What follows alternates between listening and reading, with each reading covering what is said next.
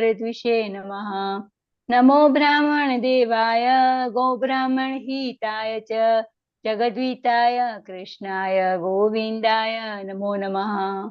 जय श्री कृष्ण चैतन्य प्रभु नित्यानंद श्री अद्वैत गदाधर श्रीवासादि गौर भक्त वृंद। हरे कृष्णा कृष्ण कृष्ण हरे हरे, हरे राम राम राम हरे हरे। हरे कृष्णा कृष्ण कृष्ण हरे हरे, हरे राम राम राम हरे हरे। हरे कृष्णा कृष्ण कृष्ण हरे हरे, हरे राम राम राम हरे हरे। श्री प्रभुपाद की जय हो। जय राधा माधव कुंज बिहारी, जय राधा माधव कुंज बिहारी, जय गोपीजन वल्लभ गिरिवरधारी, जय गोपीजन वल्लभ गिरिवरधारी। यशोदानंदन व्रज जन रंजन, यशोदानंदन व्रज जन रंजन, यमुना तीरा फलचारी, यमुना तीरा फलचारी, यमुना तीरा वनचारी। जय राधा माधव कुंज बिहारी, हरे कृष्णा कृष्ण कृष्ण हरे हरे, हरे राम राम राम हरे हरे, हरे कृष्णा कृष्ण कृष्ण हरे हरे, हरे राम राम राम हरे हरे। हरे कृष्णा कृष्ण कृष्ण हरे हरे, हरे राम राम राम हरे हरे। हरे कृष्णा कृष्ण कृष्ण हरे हरे, हरे राम राम राम हरे हरे। हरे कृष्णा कृष्ण कृष्ण हरे हरे, हरे राम राम राम हरे हरे। जय राधा गिरिधारी राधे, जय राधा गोविंद गोविंद राधे, जय राधा गोपीनाथ राधे। जय जगन्नाथ जय बलदेवा जय सुभद्रा, जय जगन्नाथ जय बलदेवा जय सुभद्रा। गौरानिताय जय गौरानिताय जय गौरानिताय, निताय गौरा हरि बोल।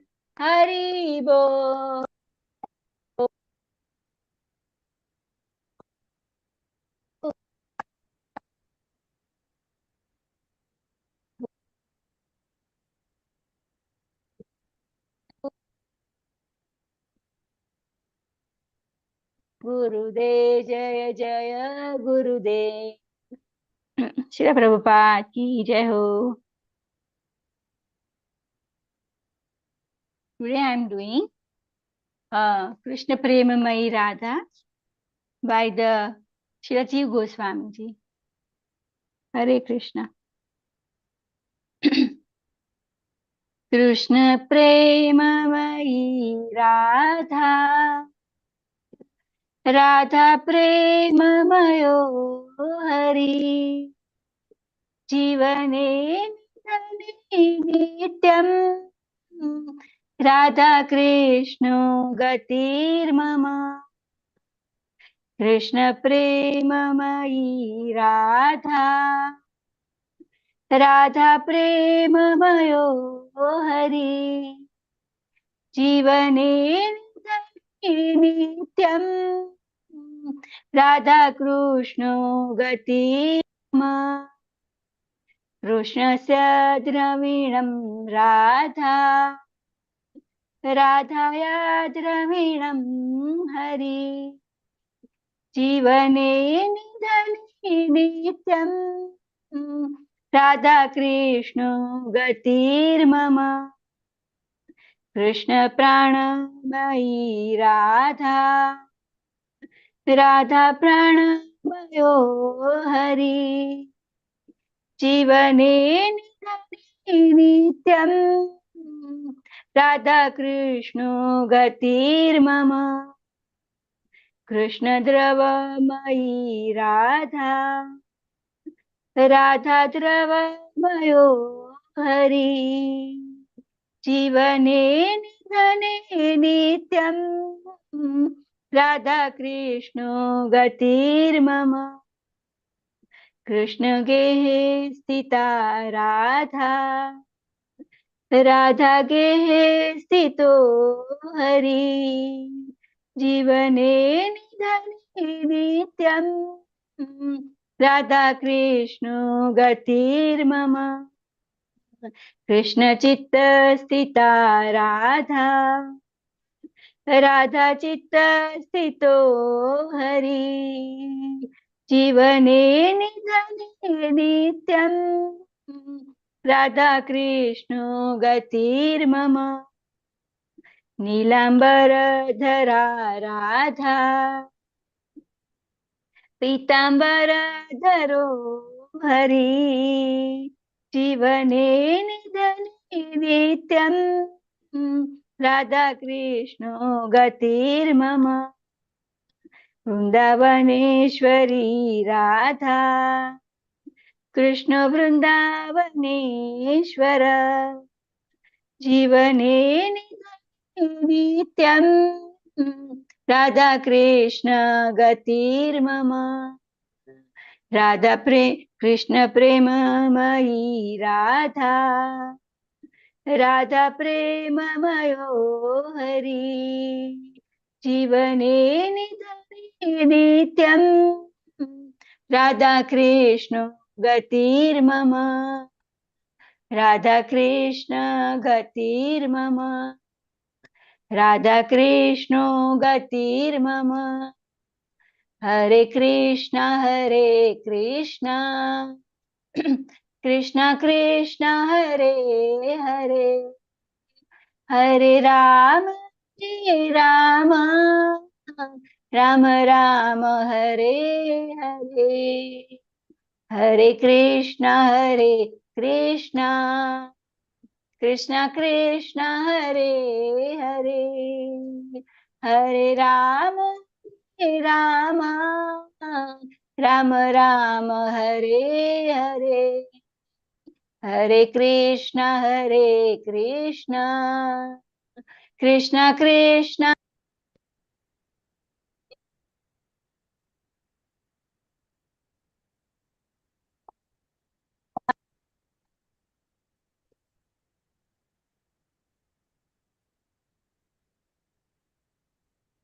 पंचतत्व की जय हो। ट्रांसलेशन। राधा जी कृष्ण के प्रति शुद्ध प्रेम से बनी है और हरि राधा जी के प्रति शुद्ध प्रेम से बने हैं। जन्म में या मृत्यु में राधा और कृष्ण ही मेरे नित्य आश्रय है। राधा जी कृष्ण का खजाना है और हरि राधा का खजाना है।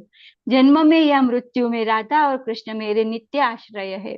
राधा कृष्ण की प्राण शक्ति से व्याप्त है और कृष्ण राधा की प्राण शक्ति से व्याप्त है। जन्म में या मृत्यु में राधा और कृष्ण मेरे नित्य आश्रय है।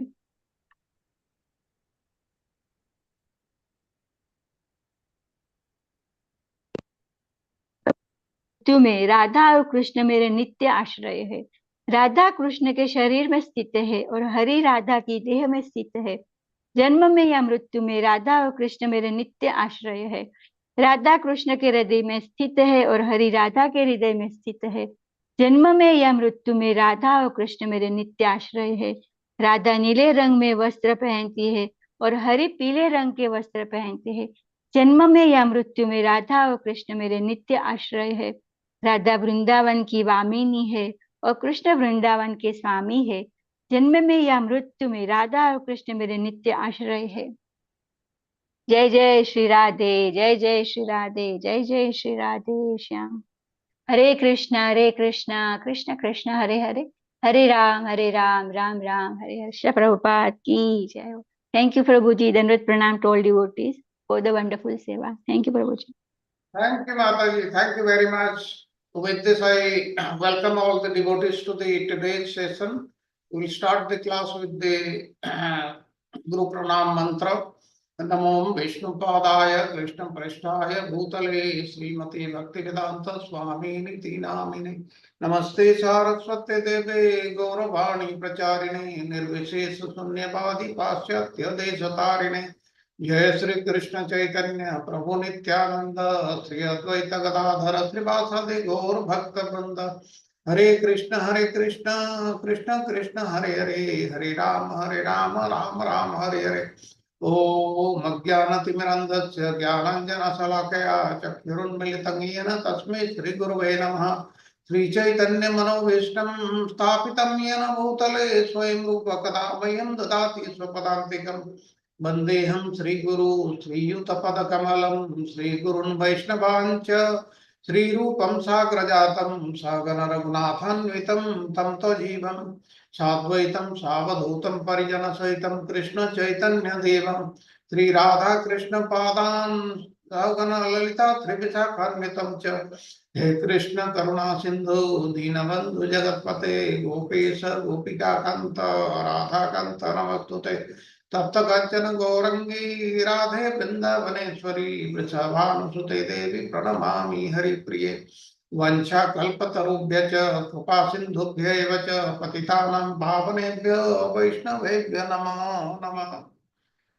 पंचतत्वात्मकं कृष्णं भक्तरूपस्वरूपकं भक्तावतारं भक्ताख्यं नमामि भक्तशक्तिकं जेतां सुरतो पंगुर्मम मन्दमतिर्गति मत्सर्वस्व पदाम्बुजौ राधा मदनमोहन दिव्याद वृंदारण्य कल्पद्रुमः श्रीमद् रत्नांगर सिंहासनस्थितो श्रीमद् राधा श्रील गोविंद देवौ पृष्ठालिभिषभ्यमानौ स्मरामि श्रीमान् रासरसारंभी वंशीवटतटस्थित दर्शन वेणुस्वनिर्गोपीनाथ श्रियस्तु नः।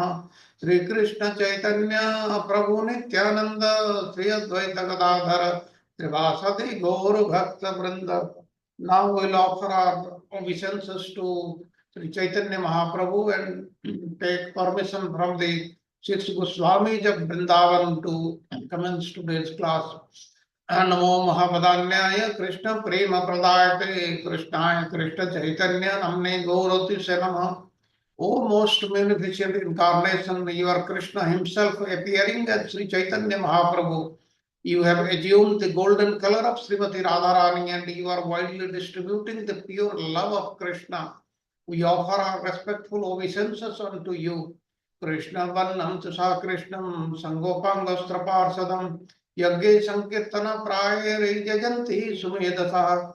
In the age of Kali, intelligent persons perform congregational chanting to worship the incarnation of Godhead, who constantly sings the names of Krishna. Although his complexion is not blackish, he is Krishna himself. He is accompanied by his associates, servants, weapons, and confidential companions. धाना शास्त्र विचारण के निपुणौ सद्धर्म संस्थापकौ लोकानां हितकारिणौ त्रिभुवने मान्य शरण्याकरौ राधा कृष्ण पदारविंद भजनाम आनंदेन मत्तालिकौ वंदे रूप सनातन रघुजुगौ श्रीजीव गोपालकौ। I offer my respectful obeisances unto the six Goswamis of Vrindavan, namely Sri Rupa Goswami, Sri Sanatana Goswami, Sri Jiva Goswami. We are engaged in the transcendental loving service of Sri Radha and Krishna. Charu Prabhuji, Prabhuji, Hare Krishna. Yes, yes, yes, yes, yes.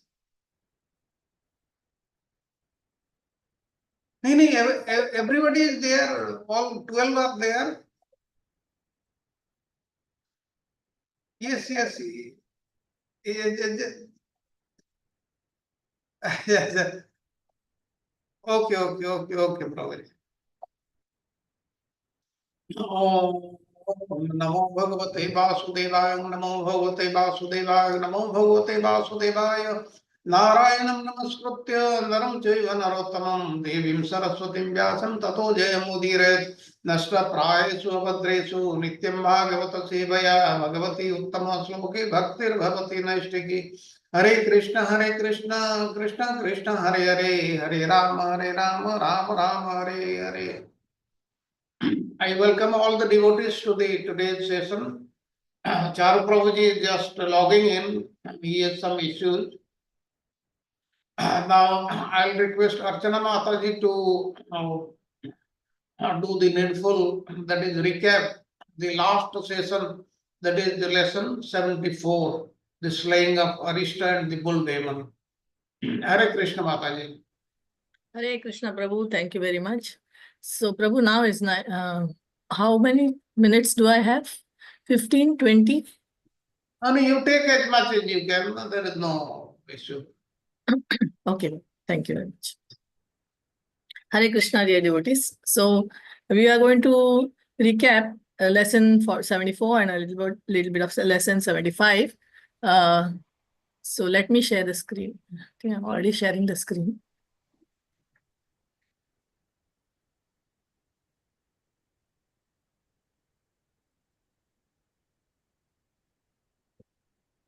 Okay. So here we see lesson 74 deals with the theme 10 and chapter number 36, shlokas 1 to 40. Here we are going to see the slaying of Arishta, the bull demon.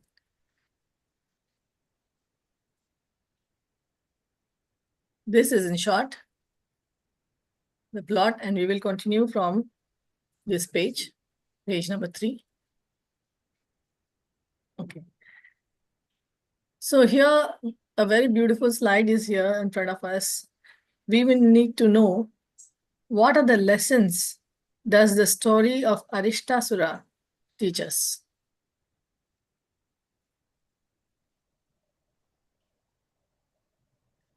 This will be here in this particular, you can see my mouse moving. Please answer. Hare Krishna Mataji. The Yes. triumph of truth on evil is the gist of this story. Pardon me? सच बुराई पर सत्य की विजय. Good versus evil, correct. Good versus evil, that is one theme. Another one, there are 3 themes. Divine protection. Divine intervention. Divine protection also. And transformative power of the divine grace. Yes. And the protection of the innocent. So how Krishna divinely intervenes and how he protects the innocent. Okay, very nice. So we will go to the next one. Next question on this slide is, what does Arishtasura's action imply? Arishtasura, what was his actions imply? What was he doing? He was scraping the earth. Scraping the earth and Yeah. causing distress among the villagers. What and does disrupting it imply? peace and harmony. It implies how? How if you disrupt peace and harmony, what happens? Evil will come there. Yes, Evil evil will come into the world. Evil enters the world. Excellent, excellent. Very good. Then the third question is, what were the effects of his attack on Vrajvasis? They were all fearful, and when they heard the hear the sound of roaring of the demon, there is miscarriages by this roaring sound. Yes. And They were so yeah, thunderous. His roar was so loud that there were miscarriages happening. Yes, very good. And And not just the individuals, the entire community was getting affected. yes, the entire community, not even just one or two in front of him, but the entire Rajavasis were getting affected. Very good. Then, what does what does Krishna's calm response show? Krishna was He's very calm. he is very calm, okay, and he has given a complete assurance that protector, Mataji. Correct. It illustrates that he is a protector. Protector His of role as a everyone. protector is showing by his Yeah. calm demeanor. Okay, very good. And then he is demonstrating his strength also. And Yes. he Yes. is reassuring all the devotees, okay, I am able to combat this evil Yeah. fellow. I can do it. Yeah. Like, Don't worry. I'm going to help you. I'm going to protect. yes, correct. Very good. Then, what was the result of Krishna's attack? Krishna kills this demon like a wet piece of cloth. Yes, piece of wet cloth. You know what we do with the wet cloth? We wring it nicely to take out all the water. Then Uh, he showed that. he showed He that he is shows supreme he is the supreme being. and He is can Yes, that overcome all evils. very easily he could overcome the evil, and that's why he showed his status as a supreme lord. Very good. Then how did the demigods react when Krishna liberated Arishtasura? they praise Krishna and reminded him of the cosmic balance to restore the interventions. Yes. So it reminds us that when demigods are praising Krishna, what does it remind us? It reminds us that through Krishna's interventions, there is a balance which is restored in our cosmos. Okay, in our all the Mataji, different Mataji, planets. can I make one request, please? Yes, Prabhu, please, Hare Krishna. Yeah, we have only 2 or 3 people who usually take part in this interactive discussion. Yes, I'd Prabhu. like to see the rest of the group. Let's encourage them to ask questions. Okay. Okay, Prabhu. First of all, ask them, are they willing? Okay, Prabhu. Sure, I'll do that. I don't want to put them on the spot, but it's important that everybody participate in this. Sure. Okay, done. So we'll go to the next slide.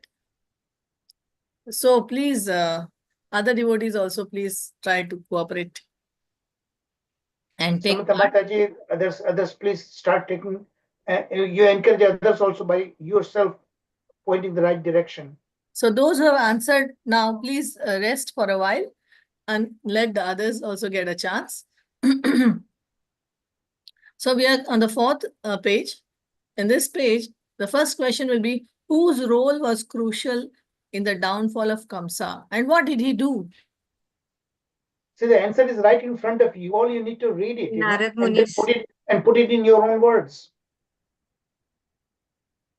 Hare Krishna. So Narad Muni's role was important. He went and told Kamsa that Krishna and Balram were actually Vasudev's children, Vasudev's, and they were put into the care of Nanda Baba. Yes. So he wanted to facilitate the divine plan of the Lord. So that's why his role was crucial. So he Muni's. revealed the secret. Okay, thank you very much, Samta Mataji. Which divine creation was accomplished after the defeat of Arishtasura? There was something created. Radha Kund appearance. Yes, Nitya Sakhi Mataji, wonderful. Radha Kund was created. And can you also tell me, how did Radha Kund become the topmost holy place on the earth?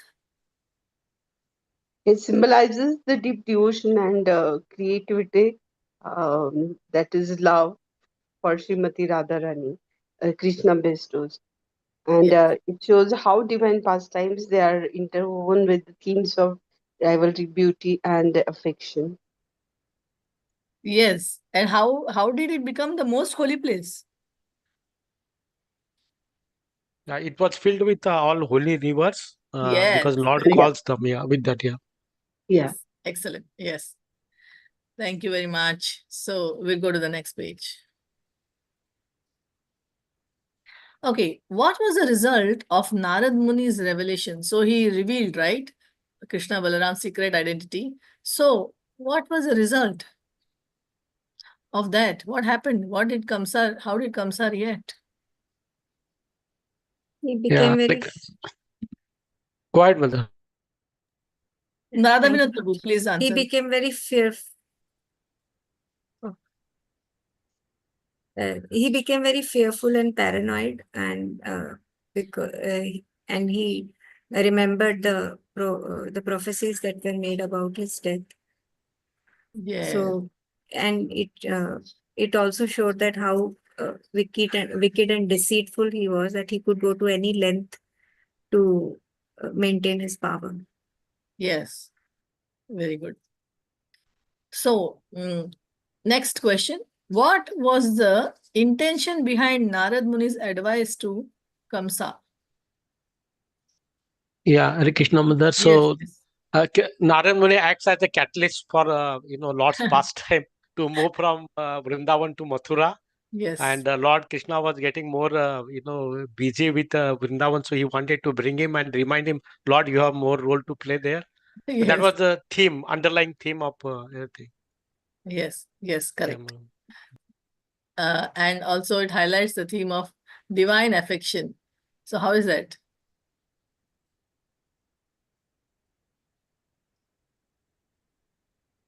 Because Narad Yeah. Muni's role looks like very cruel, isn't it? He's trying to pull Yeah. Krishna away from Vrindavan and Yeah. bring him to Mathura. But there is something, it is highlighting also a divine affection. What is that? How is divine affection highlighted there? It The was safety of actually Krishna. yeah. Yeah, go ahead. It was actually intended to ensure the safety of Balram and Krishna. Yes, That's why. very good. That is the point. Okay. Thank you very much. So we'll go to the next page number 6. Okay, here, how does Kamsa plan to eliminate Krishna and Balaram? So it's like going to be the entire page. So maybe you want to share, or you can just very summary of this whole page. Yeah. So there are 3-4 points how Kamsa plans Yes. to attract Krishna and Balraman in the pretext of killing them.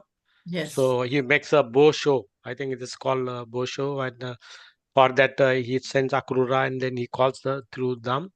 And he makes sure when he's there, step by step, if one fails, another comes up and third comes up. He has all that planned, typical. Yes.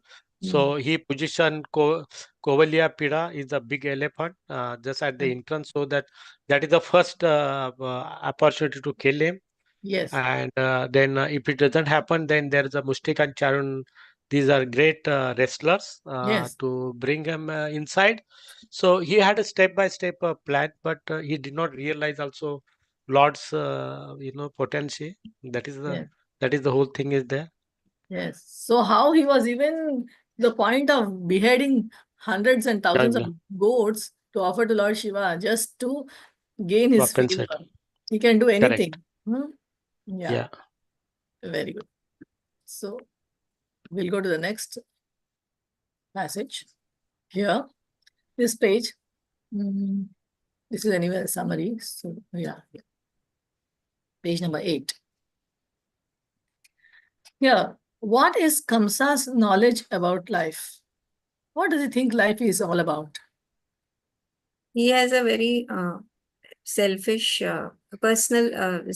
nature. He only thinks about himself and personal gain, and for that he can go to any length and do any kind of evil for his own welfare, just thinking about it. Self-centered. Self-centered. Only artha and kama.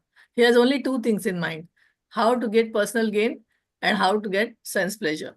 These are the only 2 things he has in mind. That's only life for him. Then why did Kamsa arrange a new chariot to bring Krishna and Balaram? There are thousands of chariots, right? Why did he arrange for a new chariot?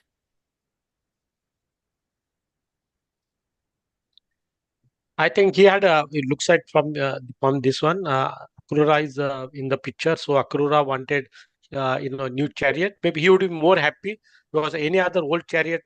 Akrura also, even though he was serving with the Kamsa, but he knows who the Lord is, right? So he doesn't want to get into that old chariot which has got all the past history. So he wanted new chariot to bring Lord, also Akrura welcome was the Lord. happy. Yes, Akrura was Yeah, happy about the new chariot. But yeah. what was Kamsa's idea? Yeah, basic idea to allure him, send To something new, allure, right? correct. Yeah, Allure, the yeah. material possessions and all are there. So see, I'm so rich. See, I can afford a new chariot. So in this way, he wanted to show, and then he wanted to allure them so that they will come on looking at the beautiful new chariot. Okay. Yes. माता जी यहाँ पे एक दूसरा point भी कह सकते हैं हाँ कि बोलो माता कंसा जी, ने न्यू आपका ही वेट कर रही थी मैं। चैरियट दिया क्योंकि तो अक्रूर ना नहीं बोलेगा कि और वो हाँ जाएगा हाँ और वो मना नहीं कर पाएगा। अगर मैं उनको नया एकदम चैरियट दूं तो वो भी हाँ अट्रैक्ट हो जाएगा और वो जाएगा हाँ वृंदावन जाएंगे और ये दोनों को लेके आएंगे। वो Yes. भी एक पॉइंट आता है। Yes, correct. Very good, Okay. Mataji. Okay, so how did Kamsa prove to be a ruthless tyrant?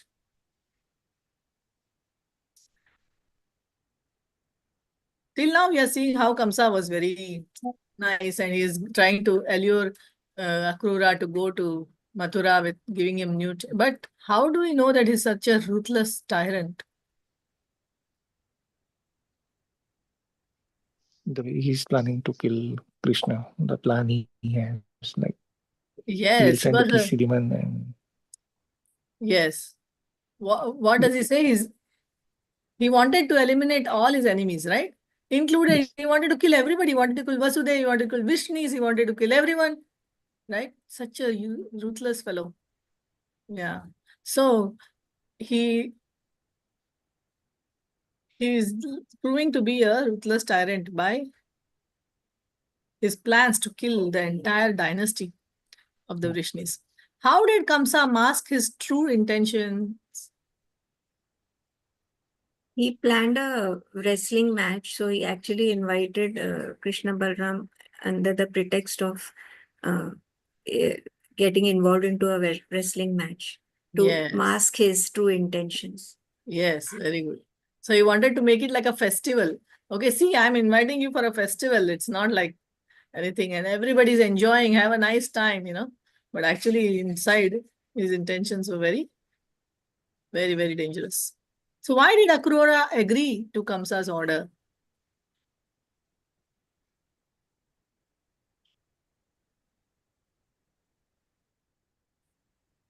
he understood that the destiny ultimately has a plan, or the divine destiny has a plan. Yeah. So he was now thinking about ethics. Now we are going to come to that page again. But he was going to think about his what are the ethics and what are the strategies, like Niti Shastra.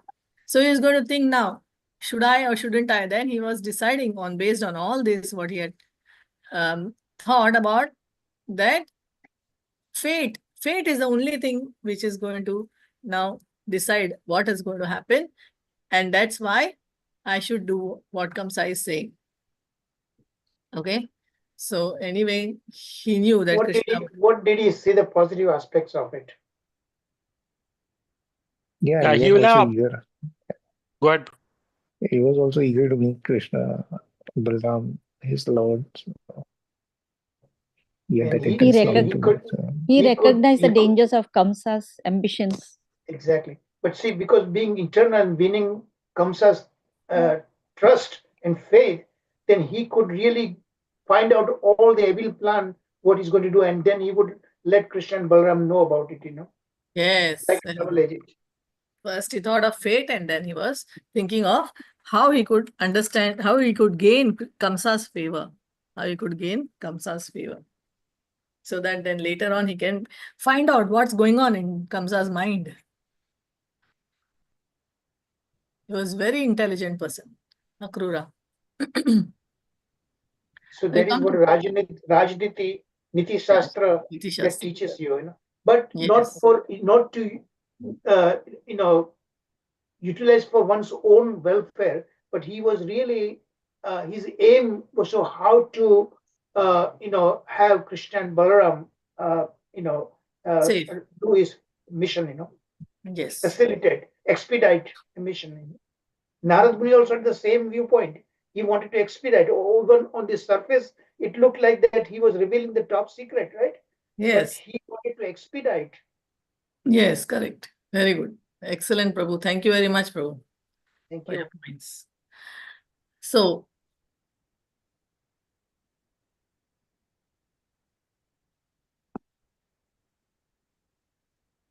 Yes, ma'am. so we'll go to page number 9. Towards life, tell us about how power influences ethics in our life.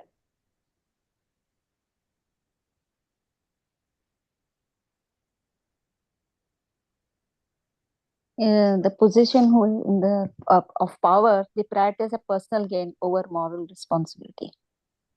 That is artha kama without dharma. Yes.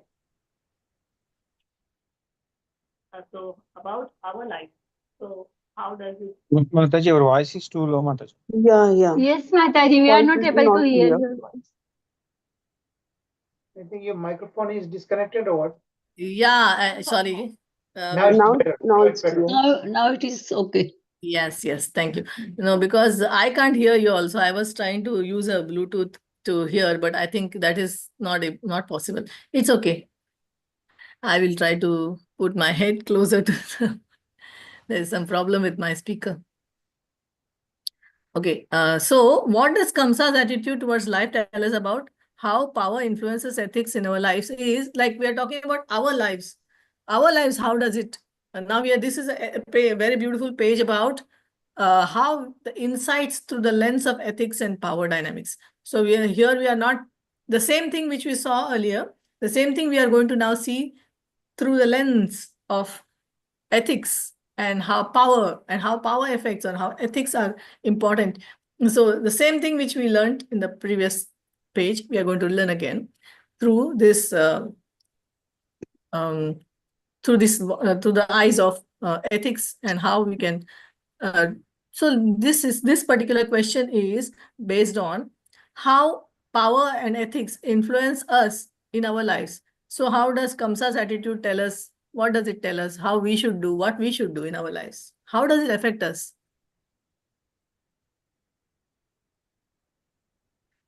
It So challenges basically, us to think. Yes, Prabhuji, go ahead. Sorry. Santa Mataji, thoughts are please. there. Yeah, four purusharthas are dharma, artha, kam, moksha. If you remove dharma and then what left, as is explained, the artha and kama, and one can use that for his own personal gain. Yes. That happens on and currently we see that that's the same scene in most of the people in this world today. We don't Yes. go with the dharma, just make money Artha. and just enjoy. That's it. Yes. So So Artha that's the dynamic. and Kama, which is the Pravritti Marga, it is actually utilized, okay, for the right cause. But if you misuse it for a personal use, there's no point. Artha and Kama is required to keep your body and soul together so that we can serve the Supreme, you know. Yes. And also So it makes us to Pravritti think. Marg and Nivritti Marg doesn't need to be segregated. They both go hand in hand. Yes, very good. Yeah, but that can come, Prabhuji, if there is a dharma involved, right? So if there is no Yes. Yeah, dharma, but adharma, so how does it work? but you see, bhuke pete seva nahi karbe, right? You heard that saying, bhuke Yes, pete Prabhuji. Prabhu seva na karbe, you know. So you have to have artha and kama, but that is just to maintain body and soul together, because we need these bodily senses to serve the Supreme. The dharma you cannot practice without anything else, you know. So you need that, but it is meant for that ulterior purpose, not for the immediate self-deceptive purpose. Okay. So dharma and moksha that is the ulterior purpose. And then Artha and Kama are helping us to do that. So that Exactly. is what Prabhu is saying. Yes, also it challenges us that we have to see now, this is our ambition, and ambition is, we have so many ambitions in life, responsibilities are also there, ambitions are there. And so we have to also balance them with the ethic. So we have to be ethical. We cannot just, because of our ambition, do anything and everything just like Kamsa is trying to do. So that's what we have to learn from this. Okay, very good. So we will go to the next question. How can we reflect upon morality and ethics from Akrura's response to Kamsa's order? Now Akrura is saying yes to Kamsa. And so we are going to ask, how is it that he could say yes to Kamsa, and morally and ethically? So Akrura was basically in a there was a tug of war inside him, whether Yes. he should follow Kamsa's order or he should be on the side of Dharma. So it actually makes one to reflect deeper whether one should do one's duty on the cost of morality. Just But because the I superior guess told me, should I he do had it? to Like that. do his duty. Yeah. Am I obliged to do just because my superior told me to do? Or should I reflect on my ethics? Should I also think whether it is ethical or not? So all these things we have to think, when we see what Akrura is doing and we try to put it in our lives, how we can do that. This is very similar to, if you notice, when after marriage, Vasudevji and Devaki, they were returning, and Kamsa was driving the chariot, and when he found out about the Akashvani, immediately wanted to kill, right? Yes. Just remember how tactfully Vasudevji handled him. Yes. Very similar situation what we see here, actually, Yes. Akrurji handled it very, very intelligently, and he saw some positive aspect in it to cooperate Kamsa, okay? But for the benefit of Krishna and Balarama, he was seeing the higher purpose for that. So even for a temporarily, he was revealing everything. He was cooperating with Kamsa. And look at, he didn't have an option that time. If he had refused, Kamsa would kill him. Same yes. Vasudevji temporarily seemed to agree, because he knew he was about to kill Devaki. For somehow his immediate purpose was to save the life of Devaki, right? Yes.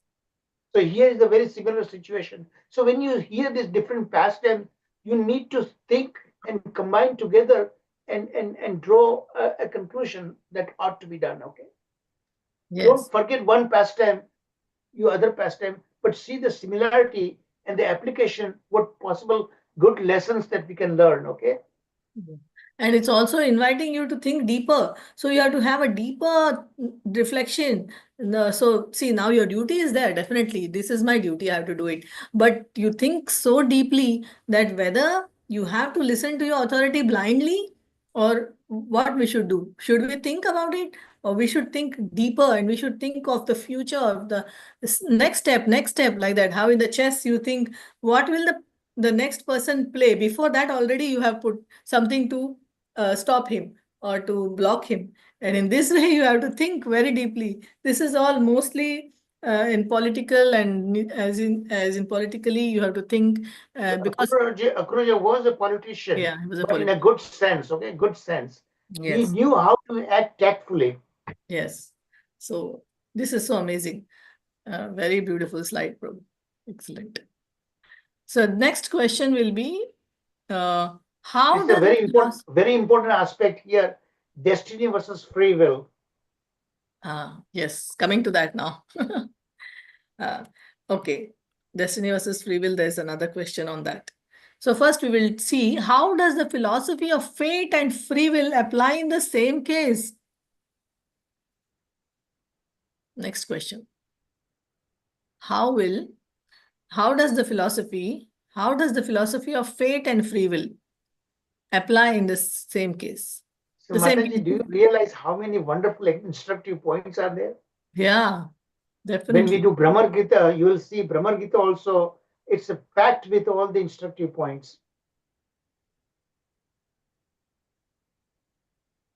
So, I think it's a very nice point, as you probably mentioned there. Free will and fate, right? Yes, So yes, fate decide the final outcome, but yes. free will, understanding, what is likely to come, participate in that, right? Hmm. That's what we can see. If you have a strong determination, you can change. You have a power to change the destiny also. Hmm. Just because you're born particular way, because the modes and material nature you inherited from your Hmm. parents, but you don't need to remain that way. When you Yes, come to a emotional platform, your very nature power can be changed. yes. Simply hearing about Krishna, remember he said that because why we act the particular way we act? Because of the lower modes. So when we take shelter of Krishna in Bhakti Yoga, then Krishna changes the lower modes to the Sattva Guna. Sattam Sanjayate Jnanam, right Yeah. kind of knowledge and understanding, Buddhi develops. You can see it from right perspective. And then, of course, the lower modes is the one self-interest. You remain on a material platform. You need to rise yourself, transcend from material platform to come to spiritual platform. Then you begin to see a truth in reality. Okay. So this Niti Shastra, tactful, these things, all you can, they sound very negative aspect of it, but you can utilize it for a positive purpose to serve. Just because something material, you don't need to neglect that.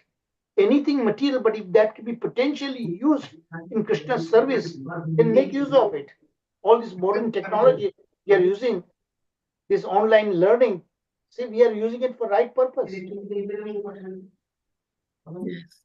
And this whole thing is like this fate and free will can be like held like a big debate.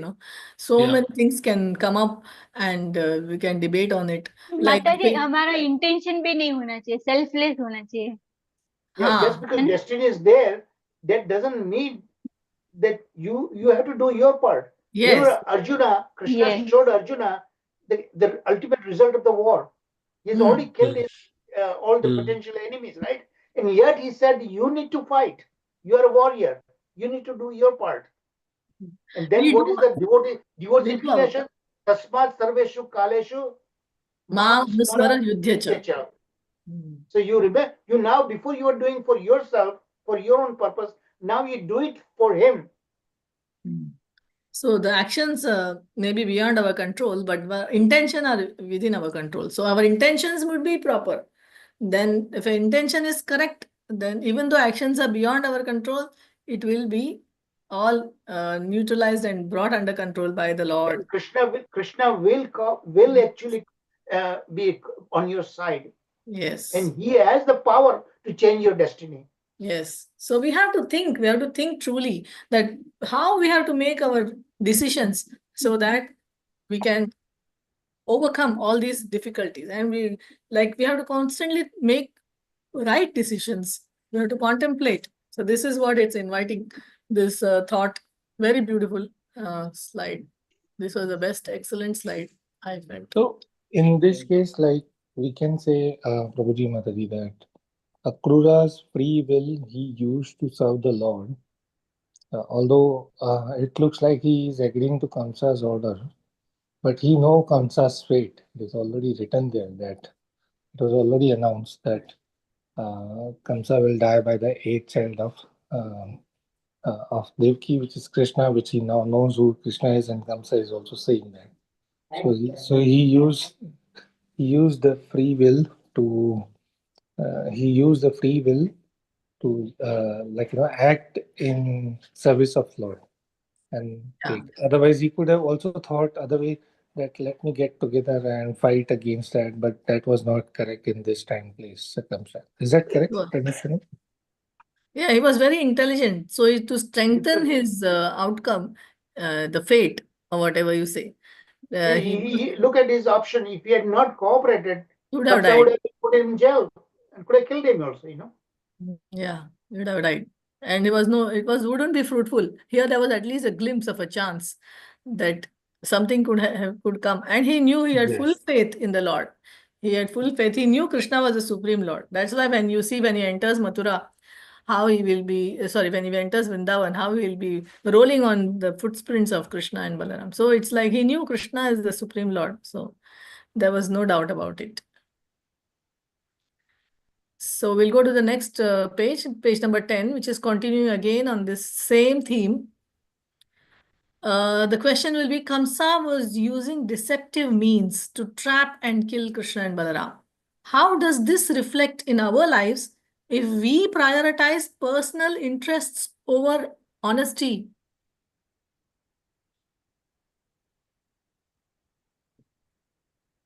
What was Kamsa doing? It makes us think. Yes, please, Mataji. Yeah, he was actually prioritizing his own personal interest over morality or the nature of truth.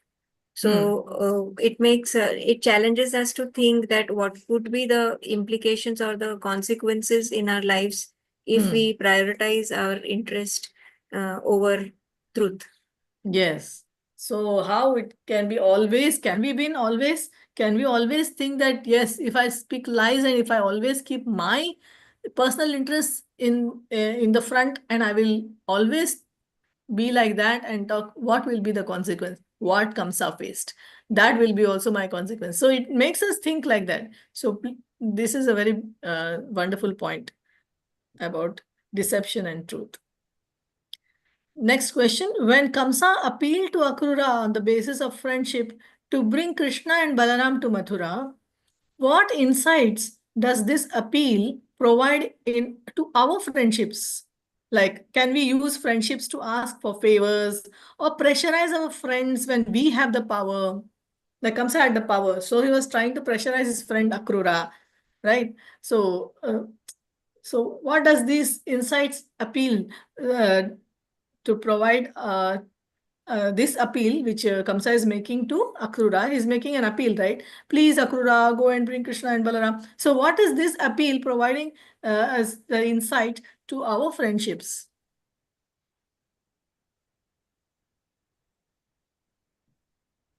Yeah, it questions like nature of the friendship. It's more like using the other person, okay, by Kamsa Mataji. Yeah, that's how I understand. Yeah, it's so not like a true friendship. Yeah. So how does it reflect? How can you reflect on this? What do you think you should do? What do you think is the correct thing to do? What is ethical?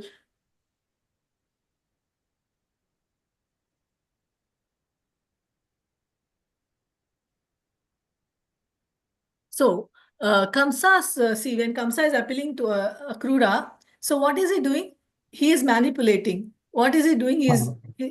He's trying to use Akrura in his plans. So in his favor. In his favor, he's using Akrura as a pawn, and he's thinking that I can use this fellow and I can manipulate him so that he is an uncle, and if he goes and calls Krishna Balaram, then they will definitely Balaram will not say no.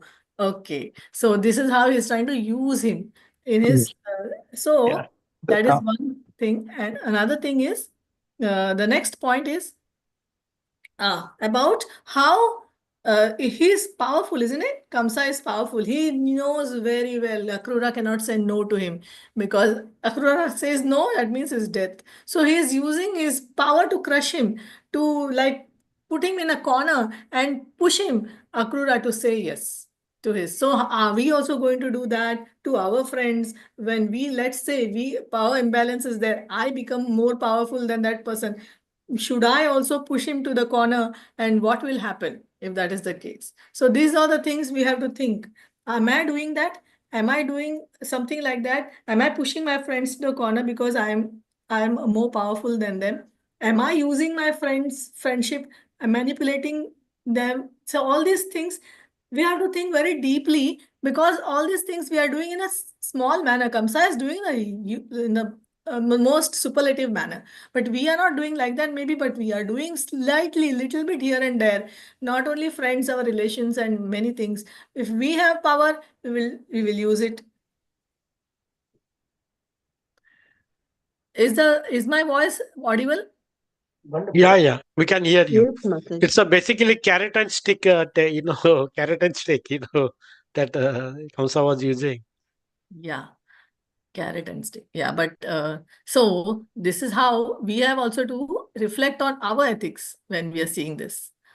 Okay, so that was the point. Okay, so when does ambition become dangerous? The last question on this. When does ambition become dangerous?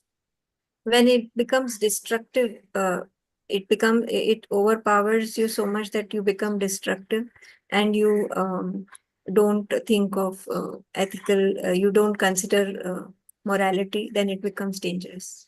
Yes, very good. Excellent. It's when you have unbridled ambition. It's a very nice word here. The consequences is what of unbridled ambition? The entire society or individuals, they are all now in danger, right? Because you have unbridled ambition and you are going to go to any extent like Kamsa did. So you're not going to see, you're going to roll over everyone and you're going to go ahead. And this is why we should think of morality, we should think of welfare of others, we should think of all this so that we are helpful for the society and not a danger. Yes, thank you very much. Excellent slides. And then we go, do we have time? I think we are approaching the. How much time you want? Because now I have 3 more slides only. So maybe 10 minutes is there? Finish up early, actually, it is getting late. Okay, we can do one So question in a page. So One please question in. please wrap it up now. Yeah, okay, sure. I'll wrap it up. Because this was so interesting, no, the ethical part. And it just goes by our, maybe killing the demons and all, we see so many things, but this ethical part is like something which really makes us think, So I was just very attracted to this. So how, this is very simple. How did Krishna defeat Keshi demon? What are the things he did? What was the ultimate defeat? How did Lord Krishna ultimately defeat Keshi demon? He put his hand inside the hand inside the horse fist mouth. inside his It mouth. started burning like a hot iron, and then that's how he. Yes, that's excellent. That's all. And how did Krishna kill Vyomasur?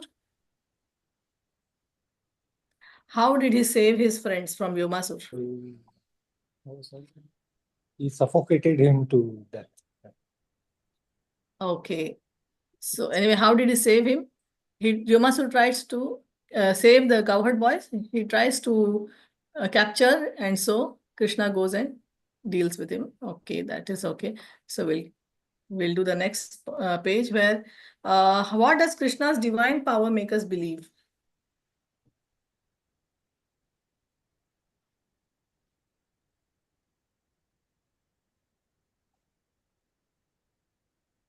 It makes us believe that divine intervention will always come if we have balance and if we choose good over evil.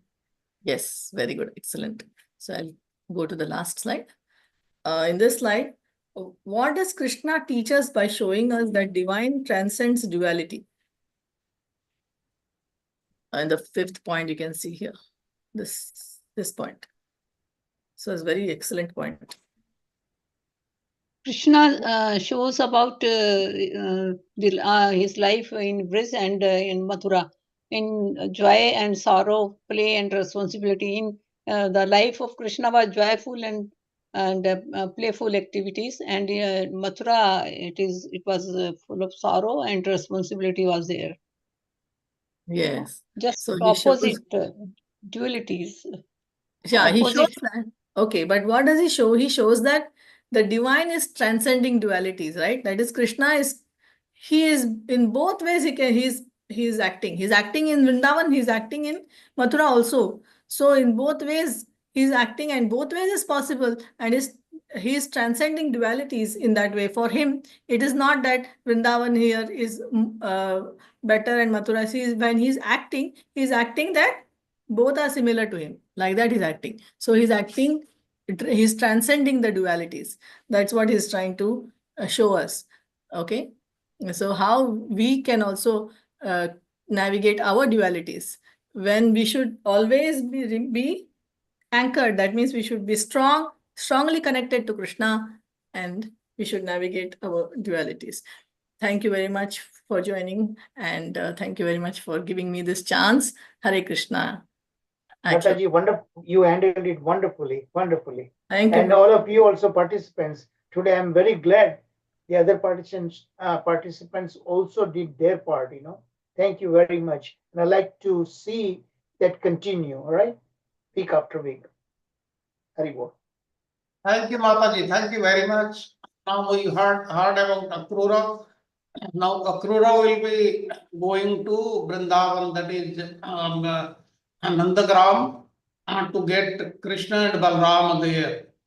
You would have gone from Vrindavan to Nandagram. It takes about 1.5 hours or so.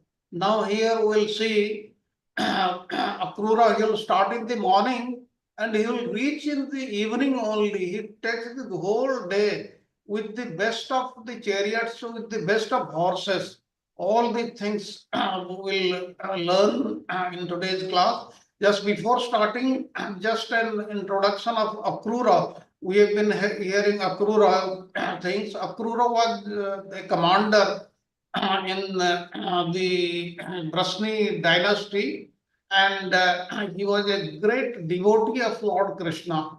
And Akrura attained success in devotional service to the Supreme Lord by one single process of offering prayers.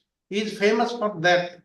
And he supported Arjuna when Arjuna took Subhadra forcibly from Dwarka.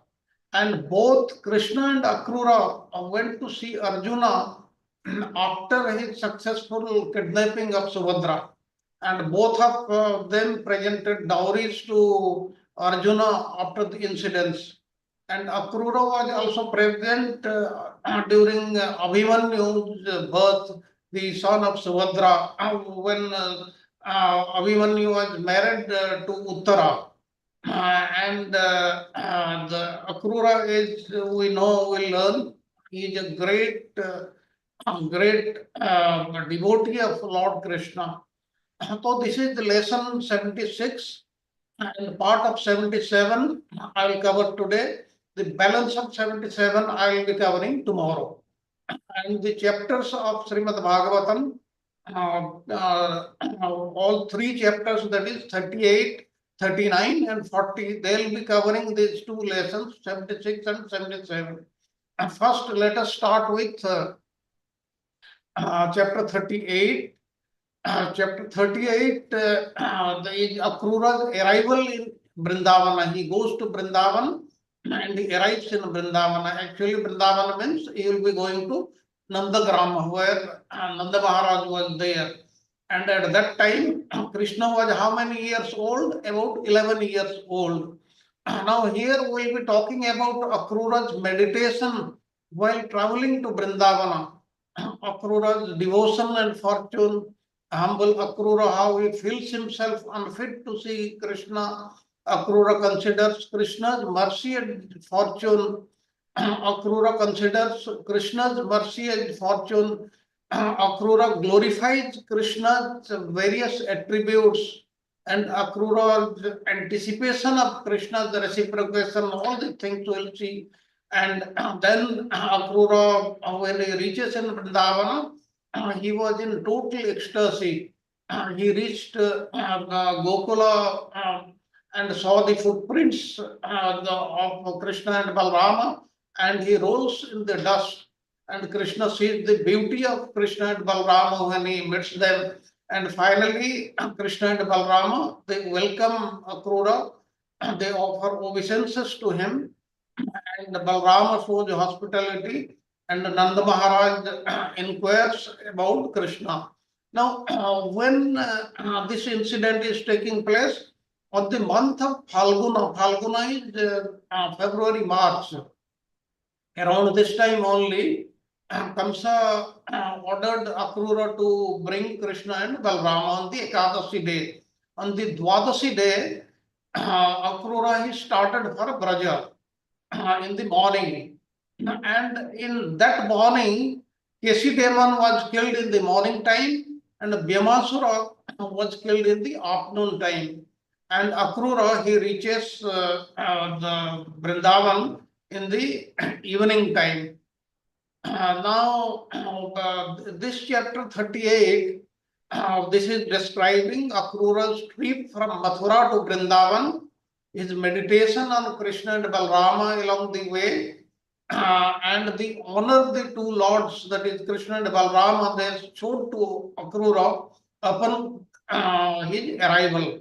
Now, early in the morning on the day after Kansa had ordered him to bring Krishna and Balrama to Mathura for the Dhanur Yajna, Akrura prepared his chariot and set off for Nandagrama. As he traveled, he thought of the two lords. He said, I am about to attain the great good fortune of seeing Krishna's lotus feet and to attain which are worshipped by Brahma and Shiva and the other demigods. And although Kamsa is an enemy of the Supreme Lord and his devotees, still it is by Kamsa's grace that I'll be able to see the Supreme Lord. And when I first catch the sight of the lotus feet of the Lord, all my sinful reactions will be destroyed at once. I'll descend from my chariot and fall at the feet of Krishna and Balrama. And even though I have been sent by Kamsa, Krishna will certainly harbor no animosity toward me. As Akrura was thinking like this, he arrived in Gokula at sunset. Then, thereafter, he alighted from his chariot and he was received by Krishna and Balrama. And then thereafter, he had a talk with Nanda Maharaj throughout the night only. And then we'll see what happens to the gopis in the morning. Now here, there are three parts, as we saw. In chapter 38, there are 43 verses, Akrura's arrival in Vrindavana. And in the chapter 39, there are 57 verses, Akrura's vision. And chapter 70, lesson 77, chapter 40 has got 30 verses, Akrura's prayers.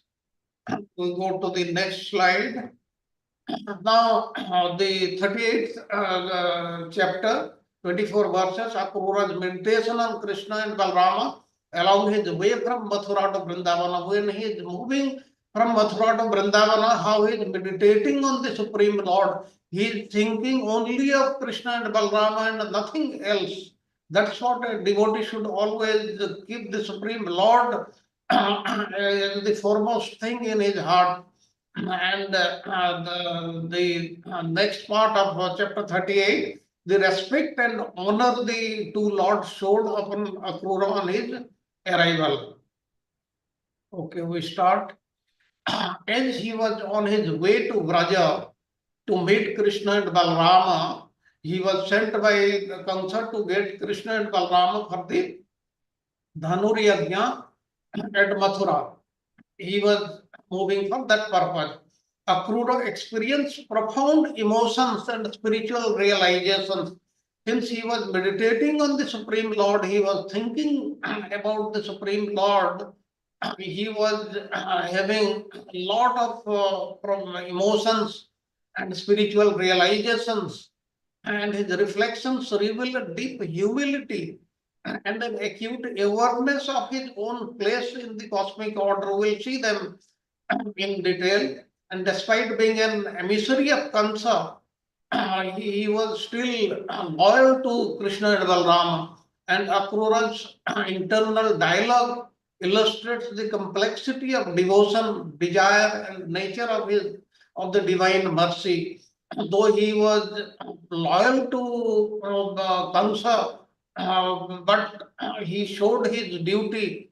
He knew what was his duty and how he is supposed to behave with Krishna and Balarama, that he knew it. That's why there was an internal dialogue going on inside him about this very, very complex matter, because he was sent by Kamsa, but still he had to fulfill his desire. He grapples with feelings of unworthiness because he was humble. He was thinking, I am totally worthless. I am totally not suitable. I have no good qualities to meet the Supreme Lord. And recognizing the rarity of his opportunity, this opportunity to see Krishna, who is worshipped by the greatest of the demigods, Lord Shiva and Brahma and the other demigods, and revered across the universe. Akrura's thoughts highlight the tension between his role as a messenger of an envious king, that is Kamsa, and his genuine devotion to Krishna. These are two very opposite things, but these are these he maintained. He took on very, very nicely. That's why we remember Akrura even till today. And his musings reflect a deep understanding of the nature of beauty and the spiritual dynamics at play, as he acknowledges that Krishna's mercy transcends material considerations. If Krishna's mercy is there for a devotee, then he can overcome any amount of difficulties. That's what we have to remember. And the great difficulties Akrura had, because had Akrura refused to come, then Kansa would have put him in the prison and he would not achieve this. But he chose to obey Kamsa's orders, come to Vraja to take Krishna and Balram. And what he does, that we will see in today's class. And what he achieves, we will see in today's class. The verses also emphasize the importance of devotional service. Akrura was totally devoted to the Supreme Personality of Godhead. That's why he was not wasting even a second of his time. And all the time he was thinking of Krishna and Balrama. Akrura recognizes that Krishna responds to devotees according to their devotion. Ye yatha mam prapadyante tam tathaiva bhajamyaham. And his anticipation of Krishna's embrace signifies the goal of devotion. When they went, Krishna embraced him. Liberation from material existence and the experience of Krishna Prema. What Krishna Prema can achieve, this is shown in Akrura's behavior. Moreover, Akrura's observations about Krishna's lotus feet and hands highlight the intimate relationship between the Lord and his intimate devotee, highlighting the sweetness of Krishna's pastime and the joy they bring to those who surrender unto him. Therefore, the main thing of devotional service is surrendering to the Supreme Lord. Just chanting the Hare Krishna Mahamantra will not do. We have to surrender our full self like Akrura, so that the Lord will give his everything to us. The rich narrative invites readers to contemplate the nature of devotion, the significance of humility, and the transformative power of divine love. Overall, Akrura's journey is not just a physical one, but a spiritual pilgrimage that leads to deeper understanding of Krishna, devotion, and the heart of bhakti.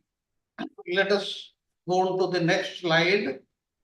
The first point, we'll talk about devotion and humility.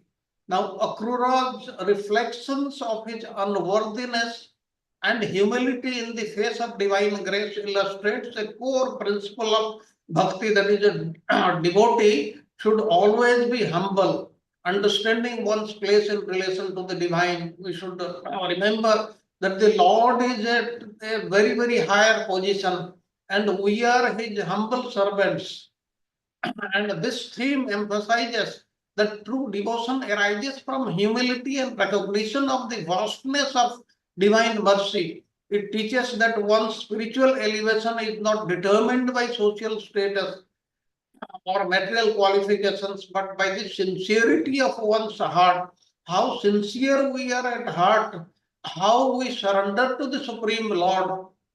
And regarding humbleness, when we become proud of the attributes of our individual field, such as beauty, intellect, talent, strength, etc., we forget that the Supreme Lord has given all these attributes to us. Pride thus results in distancing ourselves from the Supreme Lord, and it is a big obstacle on the path of realization, since it contaminates the entire field by affecting the qualities of the mind and the intellect.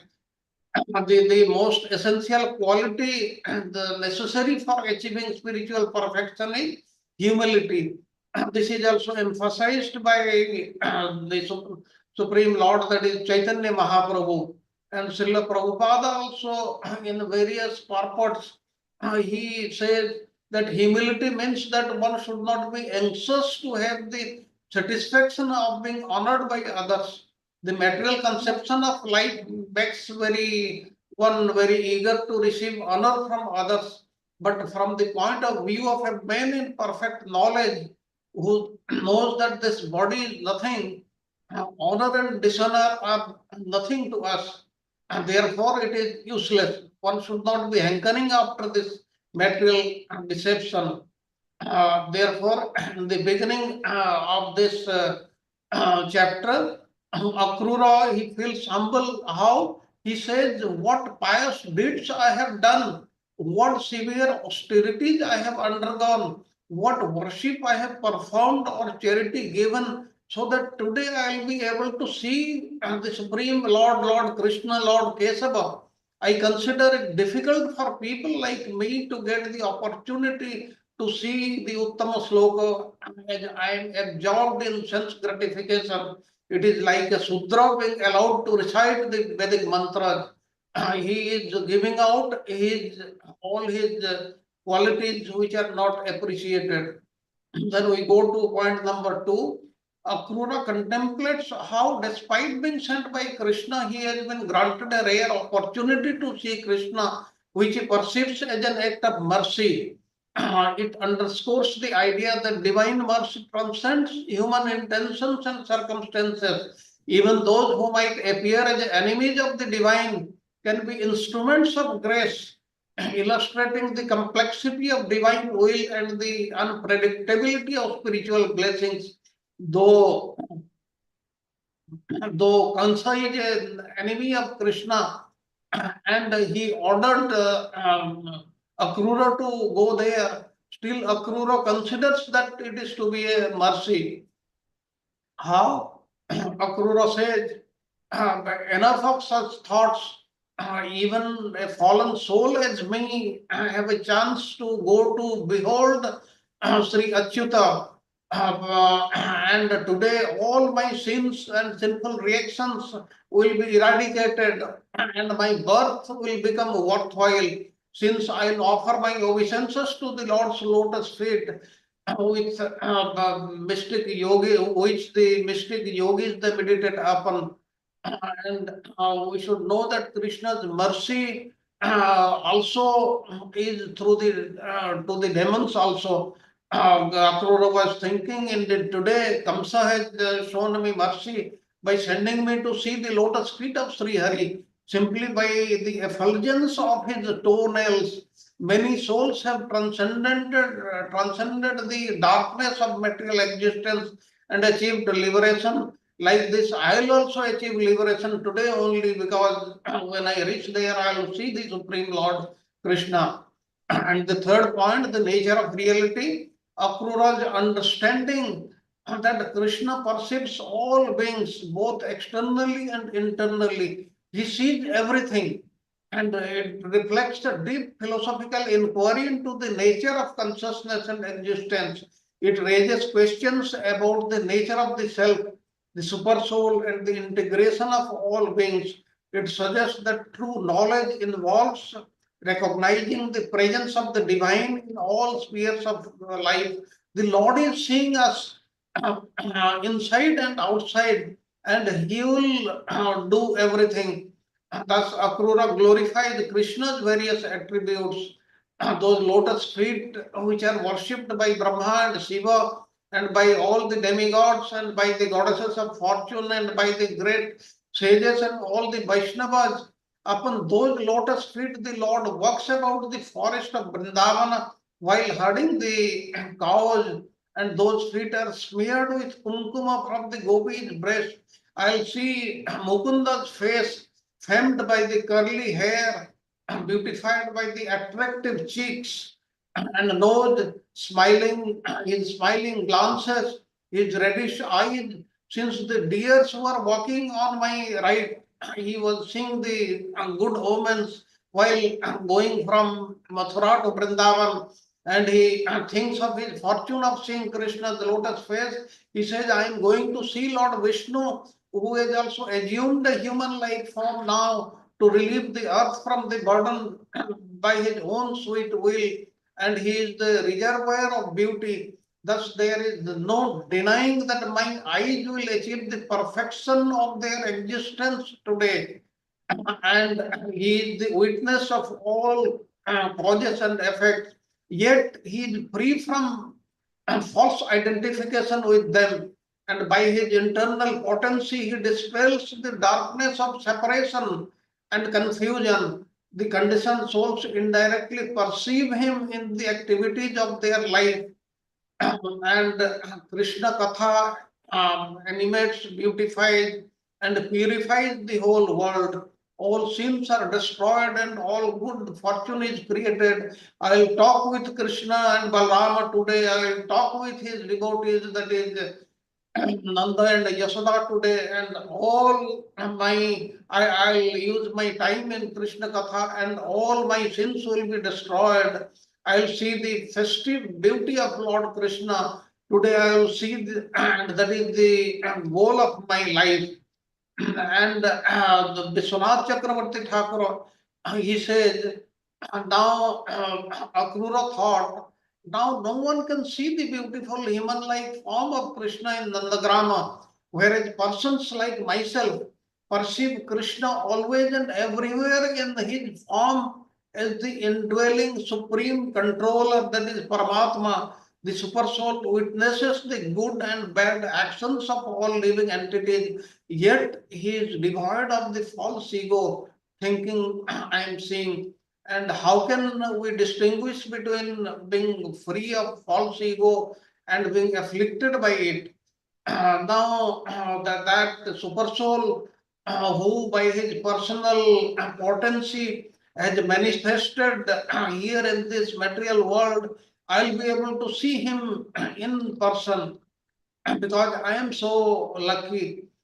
And when I reach there, I will bow down to the Supreme Lord's lotus feet of Krishna and Balrama, to whom the great mystic yogis bear them in their minds to attain self-realization.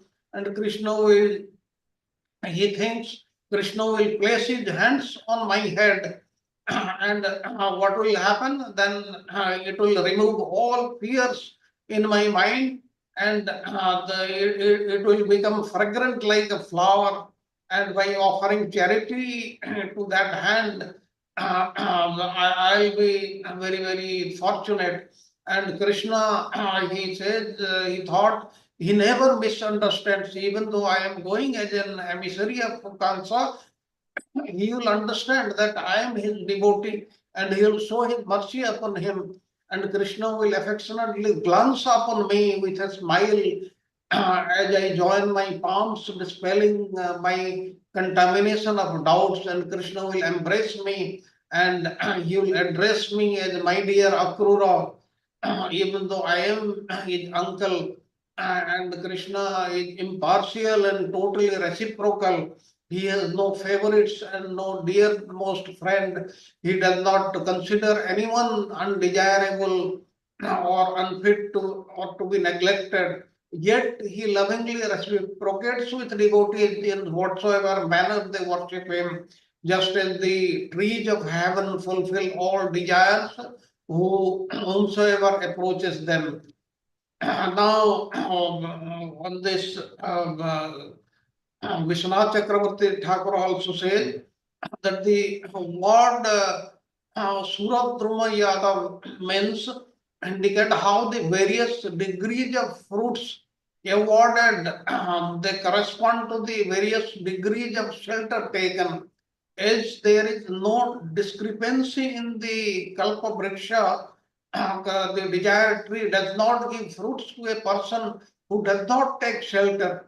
Similarly, the Supreme Lord is like a Kalpadruma, is like a desired tree, and anybody who takes shelter, the Lord always helps him. And here Akrura is totally taking the shelter on the Supreme Lord.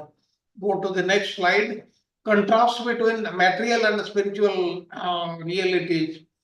Akrura reflects his material attempts and the rarity of his spiritual opportunity, pointing out the contrast between material pursuit and spiritual fulfillment. He is a great devotee. He knows what is written in the Vedic literature. He understands them, and he also knows what is the difference between our material pursuits and the spiritual fulfillment, which will be given by the Supreme Lord if we are very, very sincere.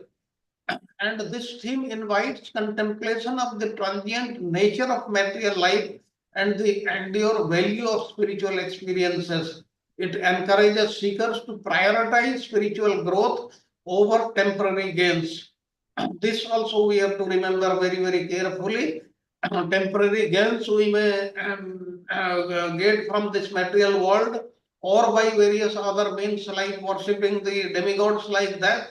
But what do we get by worshipping the Supreme Lord, by prioritizing our spiritual growth, like what Akrura did, then we'll get much more benefits. Then the power of divine glorification. The passage mentions that glorifying Krishna delivers the world and purifies one from ignorance. That is glorifying Krishna. If we just hear his glories, talk about his glories, glorify him, and the others listen from others, then we will get purified, and those who hear, they will get purified. Emphasizes the transformative power of divine names and glories. It suggests that engaging in devotional practice not only benefits the individual, but has a broader impact on the world. Not that one individual is getting benefited, the whole community will get benefited. Even as we have seen in the seventh canto of Srimad Bhagavatam, Lord Nrsimhadev said to Prahlad Maharaj, your 21 generations will get liberated. That means if we become pure devotees, we will be able to deliver our 21 generations. And on top of that, the whole community, the whole world will get benefited. Now the sixth point, recognition of divine in the ordinary. Akrura's ability to perceive Krishna's beauty and grace in everyday experiences, like the omen of a deer, illustrate the theme of finding the divine in mundane life. One should try to look for the Supreme Lord, and the final outcome is to see the Supreme Lord in everything, animate and inanimate. That is what is the thing. A holistic view of spirituality where the divine is not confined to temples or rituals, but terminates all aspects of lives, inviting individuals to cultivate awareness and reverence in everyday experiences. In our everyday experiences, we should be aware of the Supreme Lord every moment in our life, every moment we are living. We should not forget him. And what is the conclusion? The themes in Akrura's narrative reflect essential philosophical concepts in Bhakti Yoga.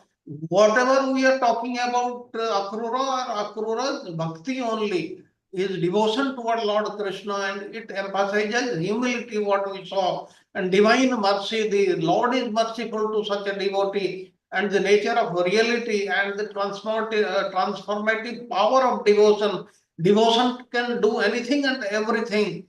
All our sins will get destroyed, and all our fate which is written on our hands, they will get changed by our devotional service, and these insights invite deeper reflection on the spiritual path and the relationship between the devotee and the divine. Let us go to the next slide. These verses 25 to 43, the respect and honor the two lords showed to Akrura upon his arrival. These verses illustrate the deep devotion and humility of Akrura upon encountering Krishna and Balrama. His actions symbolize the surrender of ego and pride in the presence of the divine. The vivid imagery of Krishna's footprints marked with symbols of power and auspiciousness evokes a profound emotional response in Akrura, leading him to roll in the dust at Krishna's feet, a gesture of ultimate humility. Even though he was uncle, he was much older than Krishna and Balrama, but he knew that they are the supreme personality of Godhead, and when he met them, he took the dust of these two lords, and that is the ultimate humility. The philosophical insights presented highlight the importance of relinquishing worldly attachments and fears, such as pride and sorrow, in the pursuit of divine love. When we are worshipping the Supreme Lord, when we are engaged in devotional service, we should not fear anything. Fearlessness should come in our mind. Then we should realize that we are doing the correct thing, that is devotional service. And pride should not be there in anything. Akrura's transformation from a minister of Kansa to a devoted servant of Krishna encapsulates the essence of devotion, that is bhakti, emphasizing the notion that true service to the Lord transcends social status and personal concerns. Krishna's compassionate gesture of pulling Akrura closer reinforces the idea of divine support and the welcome nature of the Lord towards sincere devotees. If we are sincere, He will also appear in front of us and He will hug us. And the mention of the offering of hospitality indicates the significance of service and respect in spiritual relationship. When Akrura reached, he was served by Krishna and Balrama, and Nanda Maharaj's concern reflect the precarious situation surrounding Krishna's family, emphasizing the tension between the worldly duties and spiritual devotion. Akrura's eventual relief from doubt suggests that sincere devotion can alleviate anxieties and lead to spiritual fulfillment. Overall, this passage serves as a profound reminder of the transformative power of devotion and the importance of humility in all relationships. We will not have break because time is short. Now we'll go to slide 8 and let us see then what happened. Now what happened? Akrura he reached Gokula. Akrura meditated upon Krishna during his journey. Actually, he was not noticing the road only, and he reached Gokula at the time of sunset. Then distinguished by the marks like the lotus, barleycorn, elephant gourd of Krishna's footprints, who is the ruler of all planets. His foot dust he put on his crowns, and Akrura was agitated by ecstasy. His bodily hair stood up on end due to his pure love. His eyes were filled with tears, and he jumped down from his chariot and began rolling about among these footprints. And he said, "How lucky I am, and this is the goal of my life, and I have got it today." And Akrura he gave up fear by openly showing his love and reverence to Krishna, even though he and his family might have been punished by the angry Krishna. Akrura gave up his pride in being an aristocratic member of the society and worshipped the cowed residents of the simple village of Vrindavana. And Akrura gave up lamentation for his house, his wife, his family, which were in danger from King Kamsa. and giving up all the things, he rolled on the dust of Lord's lotus feet, the dust from the Lord's lotus feet, and hearing and remembering the glories of Lord Hari from Narada Muni, Akrura had a desire to serve the Lord in Dasya Rasa, and this should be the desire of a devotee. We should not try to transcend or go over this. The initial stage is to see the Lord as our master. And Akrura, what he did, on seeing Lord Krishna, Akrura, he went close to him, and Krishna drew him close and embraced him. And Krishna felt very much pleased. And Balrama's hospitality, Balrama took Akrura to his house, inquired about his trip, offered him a seat to sit down, bathed his feet, and served him madhuparka, gifted him a cow, massaged his feet, and respectfully fed him with food of fine taste, and offered him aromatic herbs, and offered him fragrant garlands, and Akrura enjoyed in highest pleasure. And Nanda Maharaj asked Akrura, how are all of you maintaining yourselves while that merciless Kansa is remaining, he is alive there in Mathura, and you are just like a sheep under the care of a butcher. The cruel Kamsa murdered the infants of his own sister. So why should we even ask about the well-being of you, his subjects? And honored by the Nanda with this inquiry, Akrura forgot the fatigue of his journey. Let us go on to yes, this slide. Akrura, humility and surrender. Akrura's act of rolling in the dust of Krishna's lotus feet symbolizes the surrender of ego and recognition of the divine supremacy. And this act demonstrates that true devotion requires humility, as one must set aside societal status and personal pride to fully embrace spiritual truth. We have spoke about this in detail. The second point, divine compassion. Krishna, Balrama's compassionate glance toward Akrura underscore the theme of divine love and acceptance. Both love, Krishna and Balrama accepted Akrura as his great devotee. Likewise, the Lord should accept us as his devotees, and we should do accordingly. Their willingness to welcome Akrura reflects the idea that divine is always ready to embrace sincere seekers, regardless of their past or social standing. Then the third point, relinquishing attachments.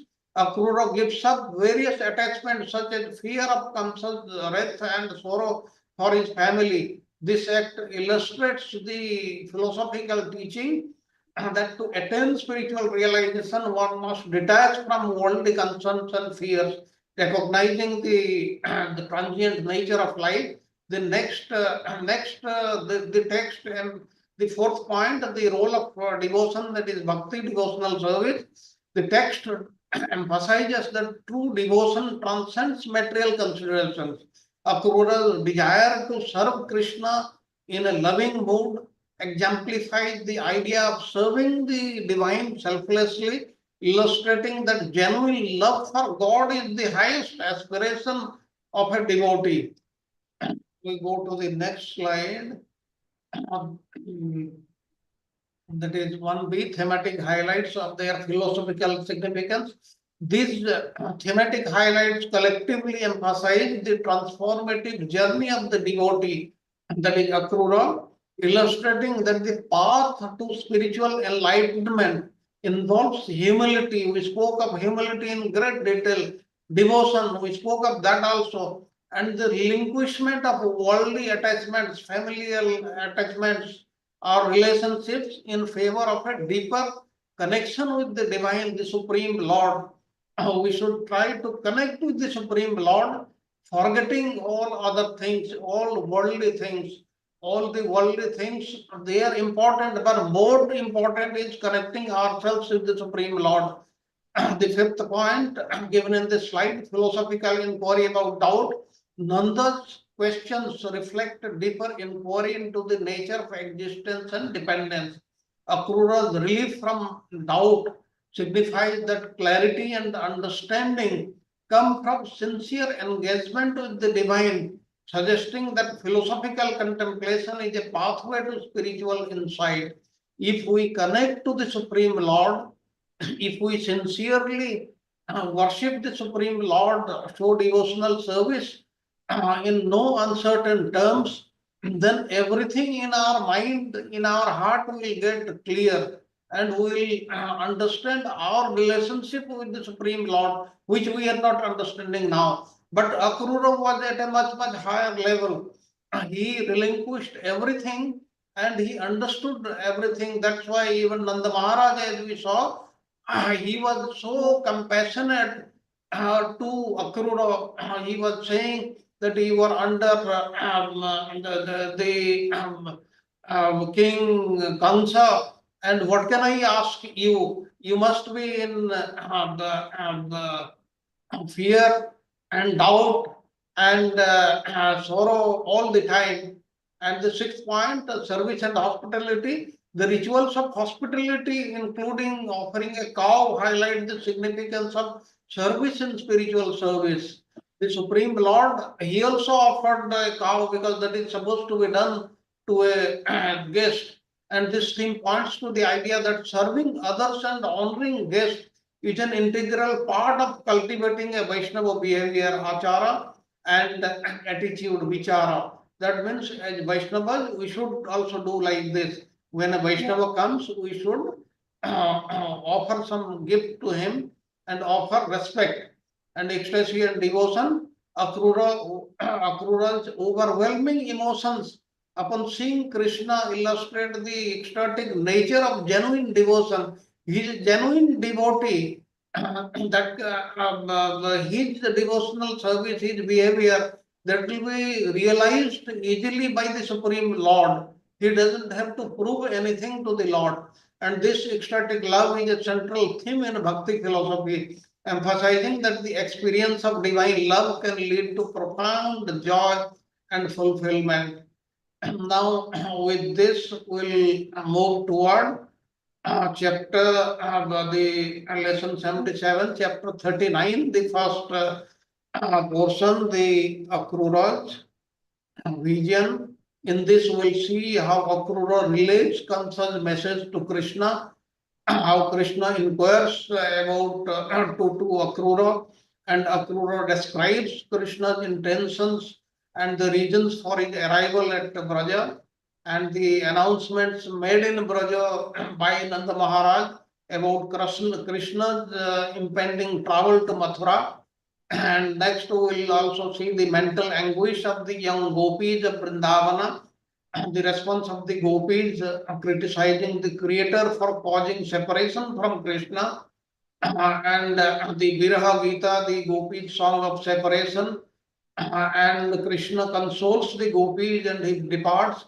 The gopis attempt to personally stop Krishna since no one did it. And finally, we will see Akrura sees the Lord and his associates in Yamuna. Akrura's confusion upon seeing Krishna and Balrama in the inside the water, and Akrura feels ecstatic seeing Ananta Sesa and Lord Vishnu being worshipped by the devotees and celestial beings. This chapter 39 describes how Akrura informed Lord Krishna and Balrama of Kansa's plans and activities in Mathura, what the gopis cried about in distress when Krishna left for Mathura. When Krishna and Balrama offered Akrura great respect and comfortably seated him in a couch, he felt that all his desires have been fulfilled by traveling to Vrindavana. The Lord then inquired about how Kamsa was behaving toward their family members, and finally he asked why Akrura had come. Now Akrura described how Kamsa had been persecuting the Yadavas and what Narada had told about Kamsa, and how Kamsa had been treating Vasudeva very cruelly. Vasudeva, Krishna's father, and Akrura also spoke of Kamsa's desire to bring Krishna and Balrama to Mathura to kill them in the pretext of their seeing the bow sacrifice and engaging in a wrestling match. And Krishna, hearing all this, Krishna and Balrama, they laughed out loudly, and they then went to their father Nanda and informed him of Kamsa's orders. Nanda then issued an order to all the residents of Braja that they should collect various offerings for the king and prepare to go to Mathura the next day morning. The young gopis were extremely upset to hear that Krishna and Balrama would be going to Mathura. They lost all external awareness and began to remember Krishna's pastimes, and they condemned the creator of separating them from him. They began to lament. They said Akrura did not deserve his name. He is Krura, he is cruel. He should be known as Krura and not Akrura. And it must be that fate is against us. They lamented because otherwise the elders of Braja would have forbidden Krishna to live.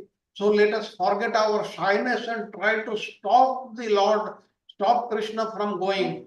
With these words, the young coward girls began to chant Krishna's name and cry.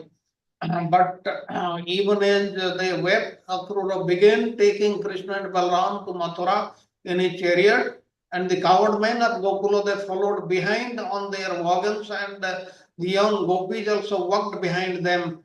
They chanted Krishna's glories all the while. Then at the end, they despondently returned to their homes because Krishna did not come back. And then thereafter, what happened? Akrura halted the chariot at the bank of Yamuna to do his sandhya. And there, after the two lords had gotten back into the chariot, Akrura took their permission to take bath in Yamuna. And Akrura came out of the river and returned to the chariot. He again saw that they were still sitting because he saw them inside the water. And what Akrura saw in the water was the four-armed Lord Vasudeva. His complexion was dark blue, like a fresh rain cloud. He wore yellow garments, and he lay on the lap of thousand-hooded Anantasesa. And Lord Vasudeva was receiving the prayers of perfected beings, celestial serpents, demons, and he was encircled by the personal attendants, and serving him were many the potencies of the Supreme Lord as Sri, Lila, Pushti, while Brahma and the other demigods sang his praises. And Akrura rejoiced at this vision, and joining his palms, he began to pray to the Supreme Lord in a choked voice. Now let us see this. Akrura discloses to Krishna the Kamsa's tyranny. Akrura felt that all the desires had been completed and they have been fulfilled. And he said, Krishna asked Akrura, my dear uncle Akrura, was your trip to this place comfortable? Are our relatives happy? But as long as Krishna, the disease of our family is present there, how are they prospering? How are they doing? Then Akrura described everything, including Kamsa's enmity towards the Yadus, his attempt to murder Vasudeva, his real intentions of how Narada had informed him that Krishna was the son of Vasudeva. Krishna and Balrama are very, very heroic, and they are the opponents of him. And at this they laughed. And Nanda Maharaj passed an announcement in the whole of Braja that we saw.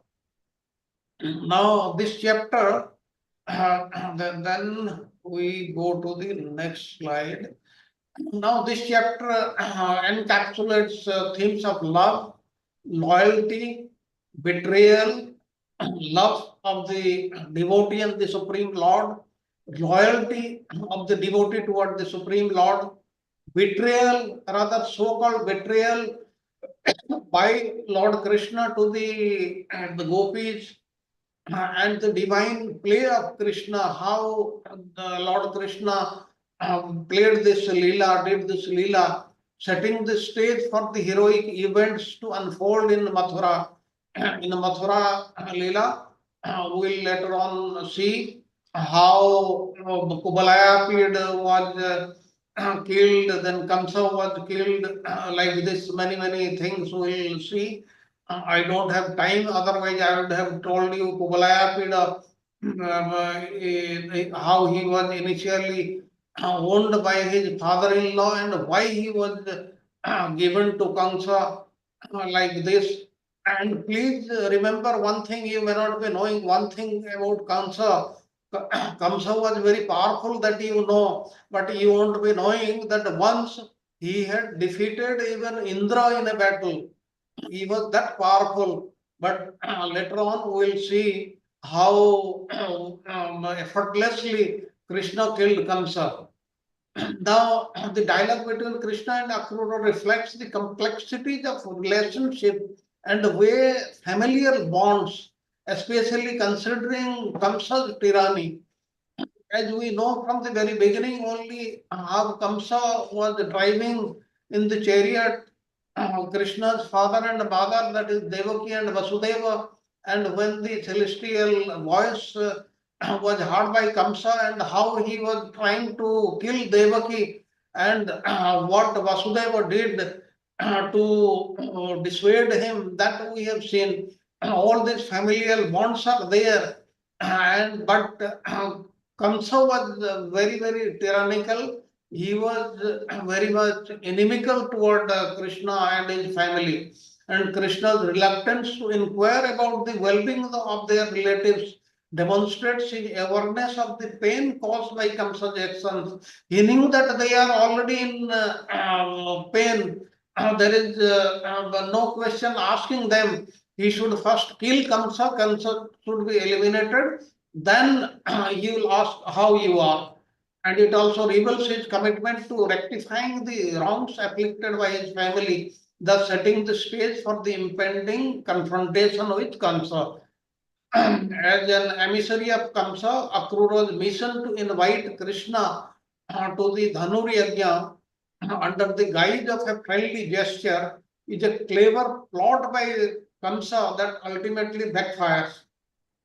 Kansa thought that if he does a great mela and calls Krishna and Balarama to enjoy this festival, then people will not suspect him of killing them. He had plans to kill them only by so many means, by first by Kubalaya Pida, then by the wrestlers and other things. He thought it will work, but it still backfired. That we will see later on. Krishna and Balarama's light-hearted reaction to this invitation foreshows the inevitable downfall of Kamsa, because they are the Supreme Lord. They knew what was to happen in future. Highlighting the theme of divine justice, Nanda's pragmatic approach to the situation further emphasizes the unity and determination of the coward community as they prepare to support Krishna against the threat of Kamsa. At the end, what happened? Kamsa, he gave orders to kill all these Brajavasis and all that, but still then Brajavasis, they were not fearful about Kamsa or his army, because they had a lot of faith on Krishna. Then we go to the next slide. Now, the thematic highlights not only deepen the narrative but also invite readers to reflect on their own lives, relationships, and spiritual journey, emphasizing the profound interconnectedness of love and love for the Supreme Lord, their duty to the Supreme Lord, and the pursuit of the divine.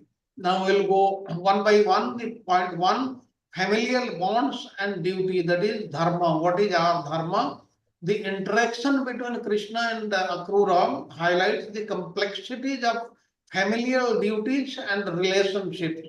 Krishna's inquiry about his relatives' well-being underlines the tension between personal relationships. He knew that they are in tension, they are in danger, they are always lamenting, and the larger duty to combat evil, that is Kamsa, and he knew that if only Kamsa is killed, then everything will settle down. And this reflects the philosophical principle that sometimes moral dilemmas arise, requiring individuals to prioritize the greater good over personal ties.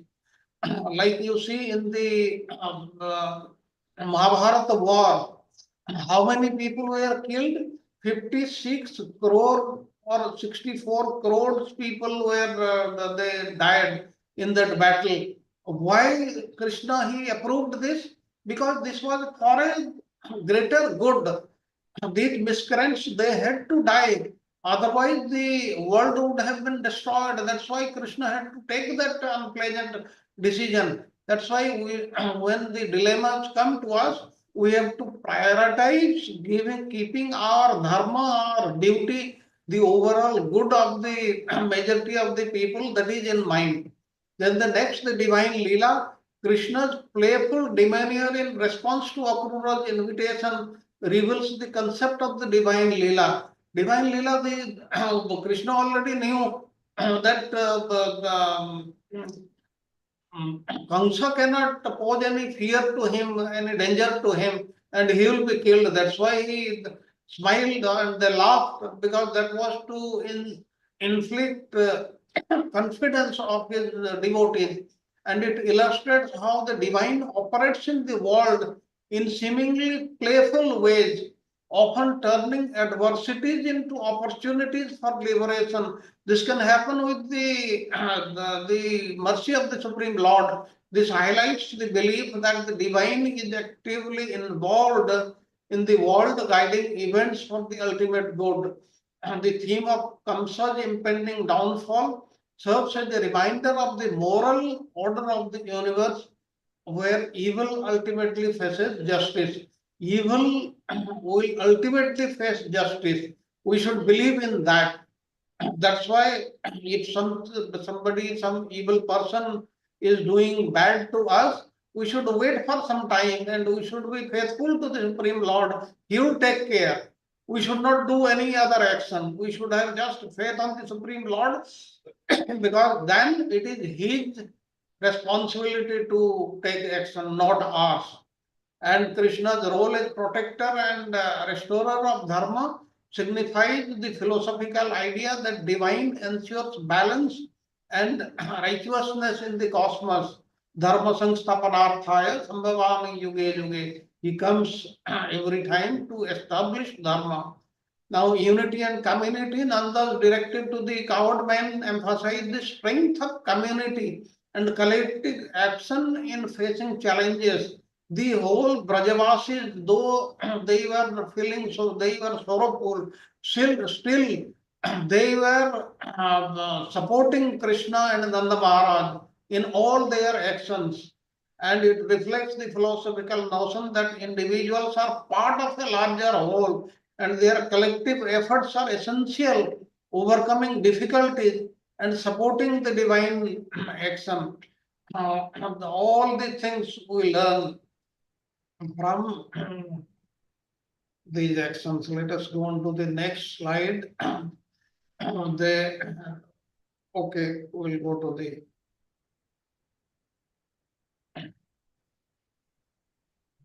lesson, the verses 13 to 37. Young gopis are distraught at their imminent separation from Krishna. 19 to 22, they berate how they berated the providence that we saw. And then 23 to 25, they are jealous of the women of Mathura. Now, what the gopis are trying to say, that now that we are so unfortunate that we are losing Krishna, but the women in Mathura, they are very, very fortunate today because they will be able to see the lotus face of Krishna. And Akrura did not deserve his name that we saw, and ignoring the lamenting gopis, Akrura drove away his chariot and Krishna assures the gopis, I will return. At the end, Krishna says, I will return someday. Now we'll go through how the gopis, they were lamenting the Viraha Gita, the gopis song of separation, what they are saying. Oh, Providence, you have no mercy at us. You are being,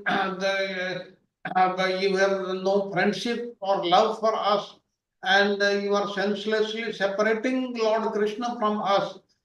This whimsical act of yours is like a child's play, and having shown Krishna's face framed in the dark locks and beautified by his fine cheeks, raised nose and gentle smiles, and which eradicate all misery, you are now making that face invisible to all of us. You are so cruel, though you have come here as Akrura, but you still should be known as Krura. And it is Krishna who is, then finally they say it is Krishna who is indifferent. Nanda's son breaks loving friendship in a second. It doesn't take more than a second to break the friendship he has made the earlier, and forcibly brought under his control. We abandoned our homes, our relatives, our children, our husbands, just to serve him. But he is always looking for new lovers. That's why you will get them in Mathura. And there are a lot of women, and the gopis now predict the good fortune of Mathura people who are going to see Krishna soon. They are saying, we have become unfortunate, but simultaneously the women of Mathura have now become fortunate. They'll see you. Now here in this, what Vishwanath Chakravarti Thakur is trying to say, earlier he had commented on a verse, Akshana Batang Phalamidam Na Param Vidama. The gopis meant to say that, oh friends, if you simply remain in the shackles of family life in this material world, what will you ever get to see? The Creator has granted us the eyes, so let us see the most wonderful things to see Krishna.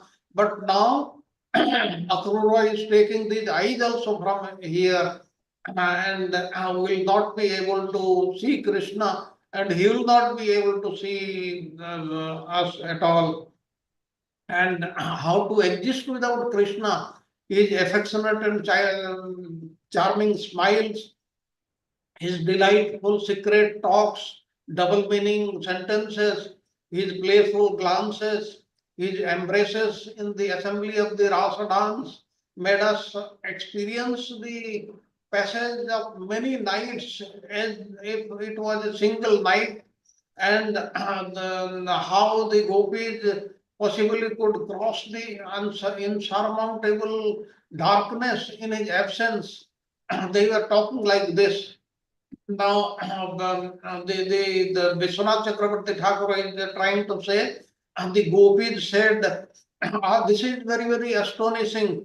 While we have become unfortunate, the ladies of Mathura have become supremely fortunate. This night will have an auspicious morning for the women of Mathura, but a very inauspicious morning for all of us. And like this, they blame the Supreme Lord, and they blame Lord Brahma, the creator, and like this they carry on. And with this, I come to an end of part of lesson 77. Tomorrow we'll see the balance of this chapter 39 and the chapter 40. And that will end our lesson 77 tomorrow. Then we'll go details on the Mathura Lila.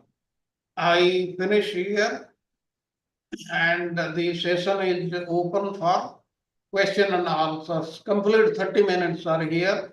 I welcome the devotees for that. Thank you very much for listening carefully, intently, and with your heart. Thank you very much. Hare Krishna, Thank you, Prabhuji. Prabhuji. Thank you. Wonderful session, Prabhu. Thank you very much. Like it is so emotional feeling that while Krishna is leaving and stopping everyone, chanting Krishna's name. That was like a very, very emotional feeling, right, Prabhuji? I think in the entire episode. Hare Krishna, Prabhu. Thank you so much. Very nice, wonderful. Yes, Mataji. Prabhu, there was one slide in the beginning which said omen of the deer. What is that? I didn't understand. What? One slide in the beginning, it says omen of the deer in the brackets. Let me see that.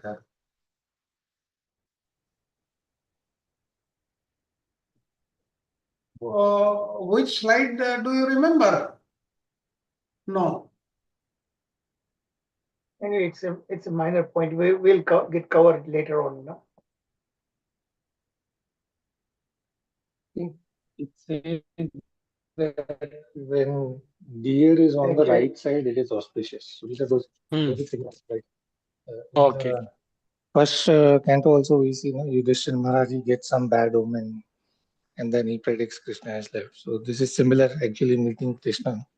So the auspicious sign was deer being on the right. Yeah, that was interesting. Okay. Yeah, Prabhuji, Hare Krishna Prabhuji. So you mentioned that Vrindavan means he went to Nandagram, right? From Yes. Mathura to Nandagram, which is, I think, approximately 5-6 kilometers, not more. Because Vrindavan is. No. It should be about 30 kilometers or so. It takes about 1.5 hours from Vrindavan. Yes, what you were saying at that time, all these roads were not there.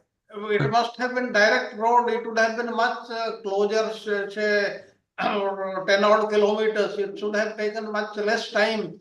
But he took the whole day because he was concentrating on Krishna. He was trying to see his footprints. He was remembering his Leelas, and he was feeling himself to be so fortunate he would be meeting Krishna.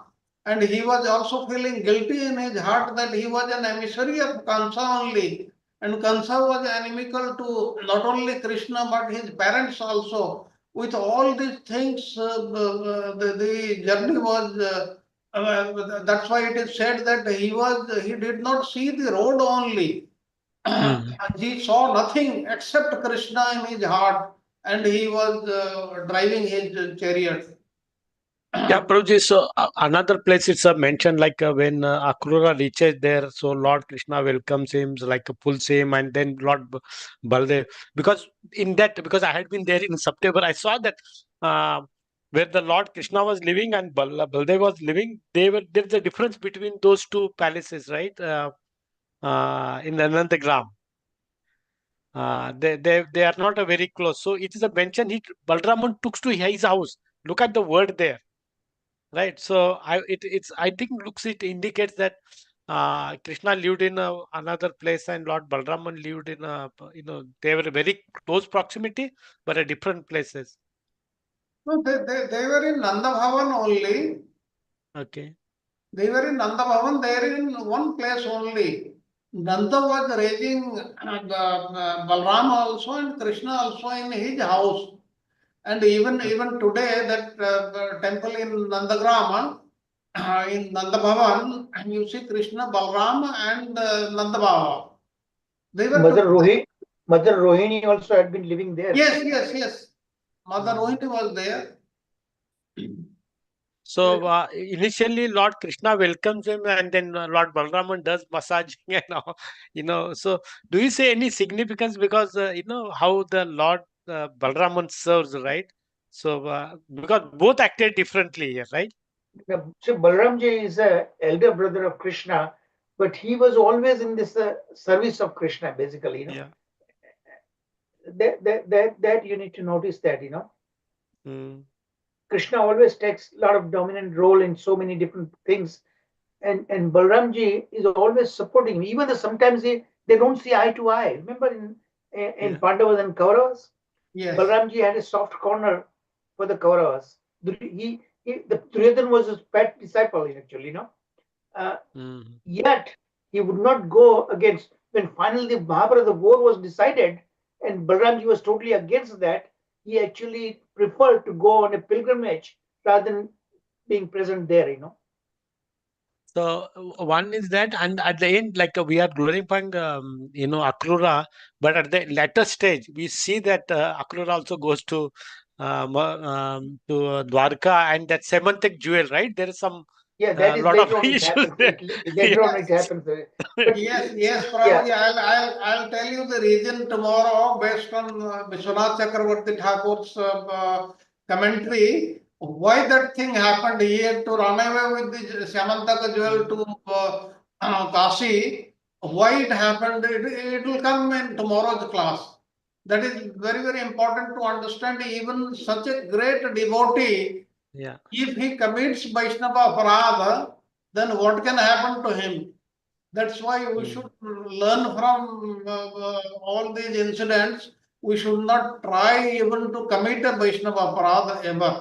And if committed, we should go to that devotee and ask for forgiveness. That is the only way. The Lord is not going to absolve us of that offense. Yeah, so the last one on Akrura, because we are talking about Akrura and his character, right? Yes, So it yes. is said that a lot of people, like he was killing and because of afraid of Kamsa, they were leaving that place in the Mathura, but he remained there because he knew that one day or other I will see the Lord face to face, right? Akrura remained in with the Kamsa. So some places mention. I'm trying to connect with see, that. lot of So by fear, a lot of these different yeah, Yadus, they went to hiding, exile. correct. But Yeah. Akrura was a great politician too. Also, he saw the dual advantage being remaining here and win Kamsa's confidence. Okay, at the same time, through that, he knew how he could be helping Krishna and Balaram too. All these things. So he because remember, Krishna to his devotees, he gives inner sense to realize a lot of things. Krishna guides in a very mysterious ways to all of us. Later on, Yeah. Sometimes things happen adversely in our life, but that is actually blessing in disguise. That later on we understand there's good thing this happened that way. and later on, Krishna will visit Akrura, but that sequence is not clear in Yeah. Bhagavatam. He will visit Akrura Yeah. after he has studied in Sandipani Muni's ashrama. That will come up later. And a lot of Okay, thank things you. being said in Bhagavatam. Remember, some of the confidential elements, Sukdev Goswami hides it. He does not disclose that because of the open assembly. When he was narrating Bhagavatam to Parishad Maharaj, there are about 88,000 people. And they were all from different walks of life, and actually many sages also were there. So some of the things like this Radha's name is never mentioned, only indirectly way. But here we will see. So when here Krishna promises gopis, remember they were tomorrow we'll be hearing that description. It's a very, very difficult to hear that description. The gopis had to say bye bye, to Krishna and Balaram. They were not sure they will ever see them. So Krishna promises them that I will return, and he made that promise true actually. That is disclosed not in the Bhagavatam, but in other courses that we did that, that Sharad Prabhuji remembers very clearly that we discussed that part when Dantavakra was killed. That time Krishna crossed the Yamuna and went actually saw his parents again and stayed there for about a couple of months or so. But these things are not disclosed in Bhagavatam. Yes, here Krishna said, I will come back. Everybody understood by day after tomorrow he will come back. And he came back. But that happened after 100 years. 100 years, yeah, true. That is in the Gopal Champu. Yeah. Thank you, Prabhuji. So nice. That's why Lord never tells a lie.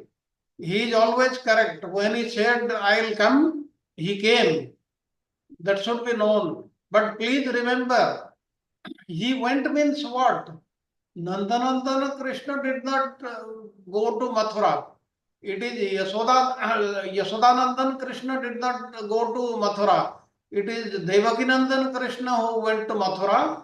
Nandanandan Krishna or Yashodanandan Krishna, he remained in Braja invisible.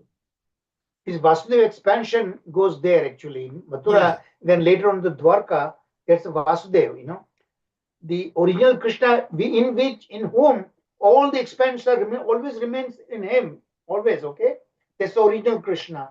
He always remains in Vrindavan, in Vraj, but his expansion, all the demons killings are done actually by his Vasudeva expansions. Yes. Like we saw in the Akrur Ghat, when Akrura went to take bath, he saw the 400 Krishna, not the 200 Krishna. Narayan form. Narayan form.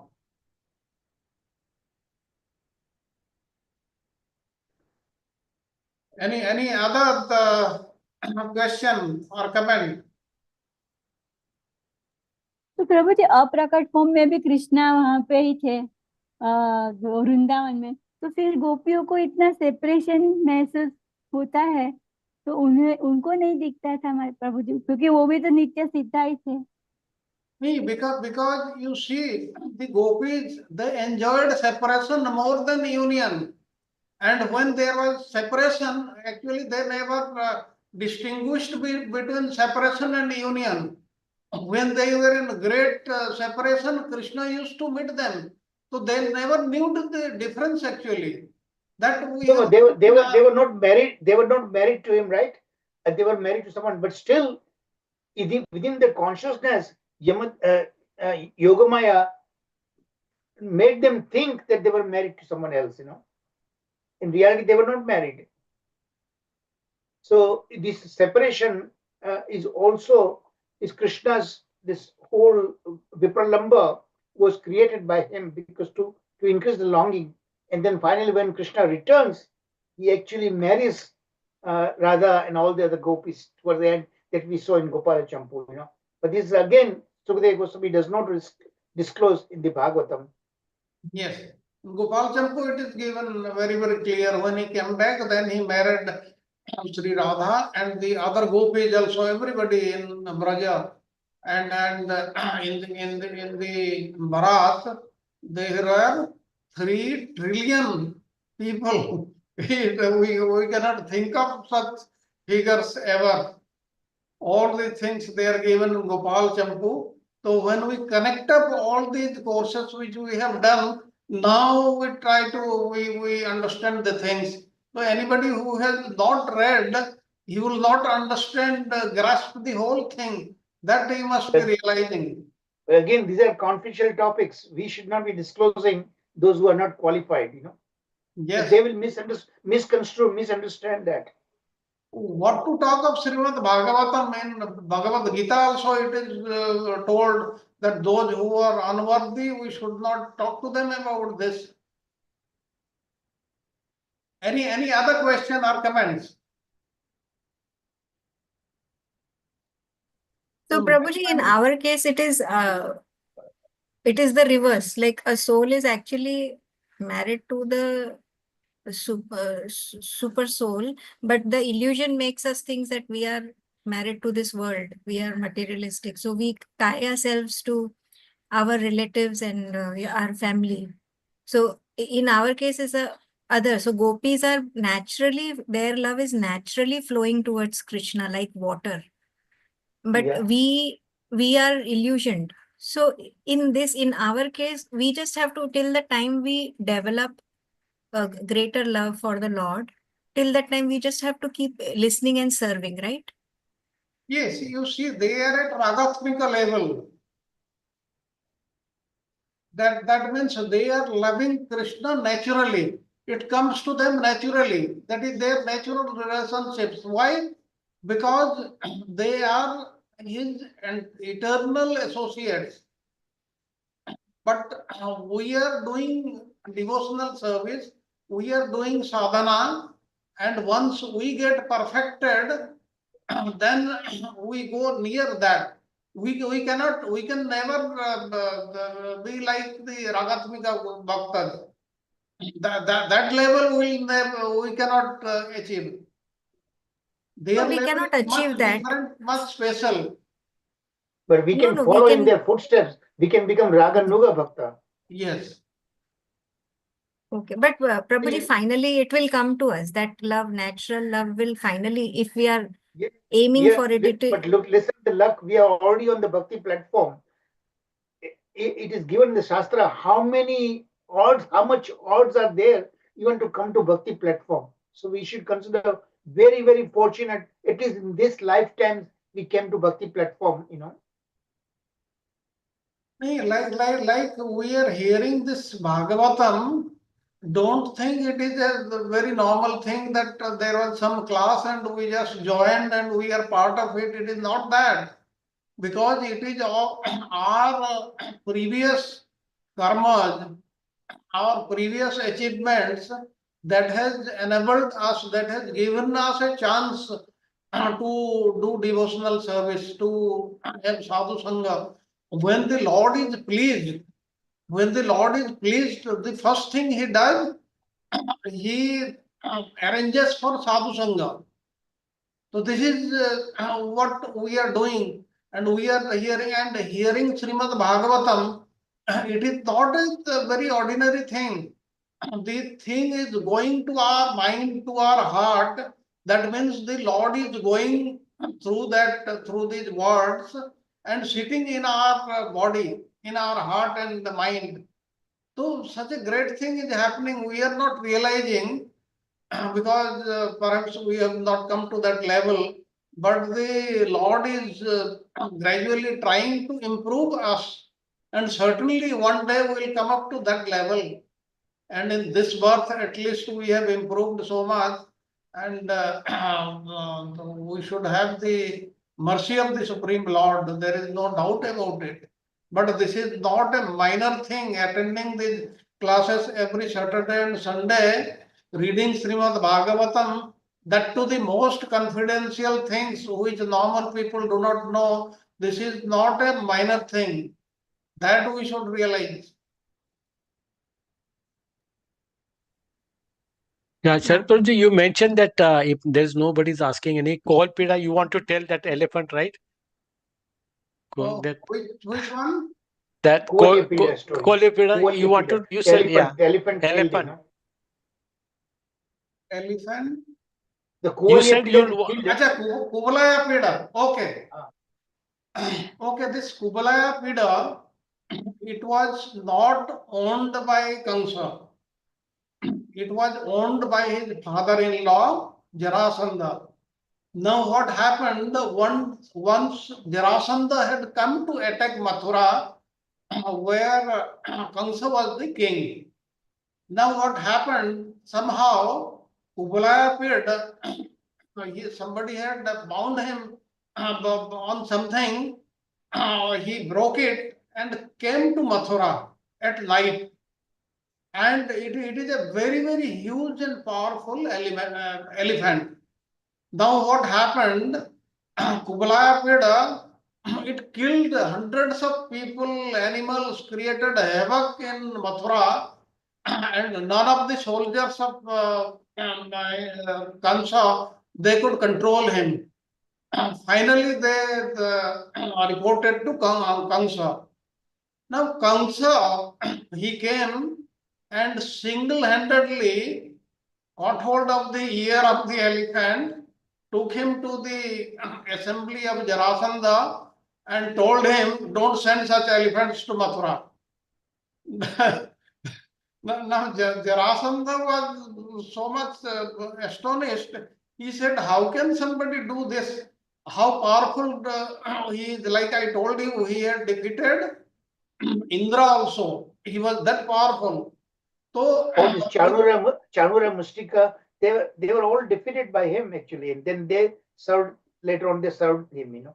yes, and because of this incident, Jarasandha decided to give his two daughters in marriage to Kansa, and that's how he became a son-in-law of Jarasandha.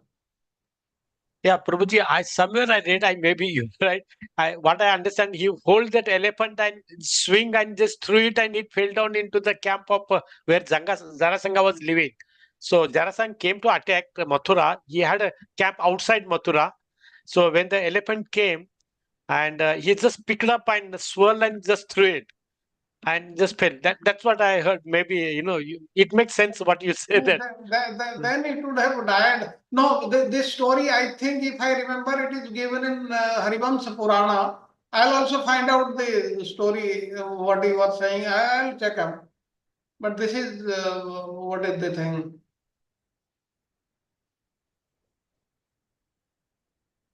Any other question or comments?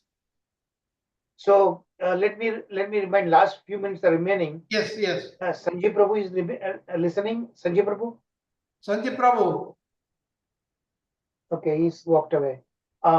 We are about to be completing tomorrow Vraj Lila, So Sanjay Prabhu very shortly is going to be sending the feedback form. So I would really appreciate your feedback, because I want to serve all of you, and together with Sharad Prabhuji, Sanjeev Prabhuji, my team, how best we can serve you. So in that regard, your feedback is extremely important to me. Very honest and critical feedback.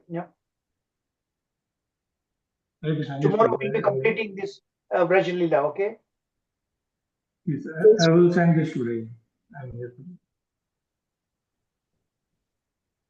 See, now there were originally about 21 or more people were there who are very regulars. Now we are reduced to just about a dozen people only, In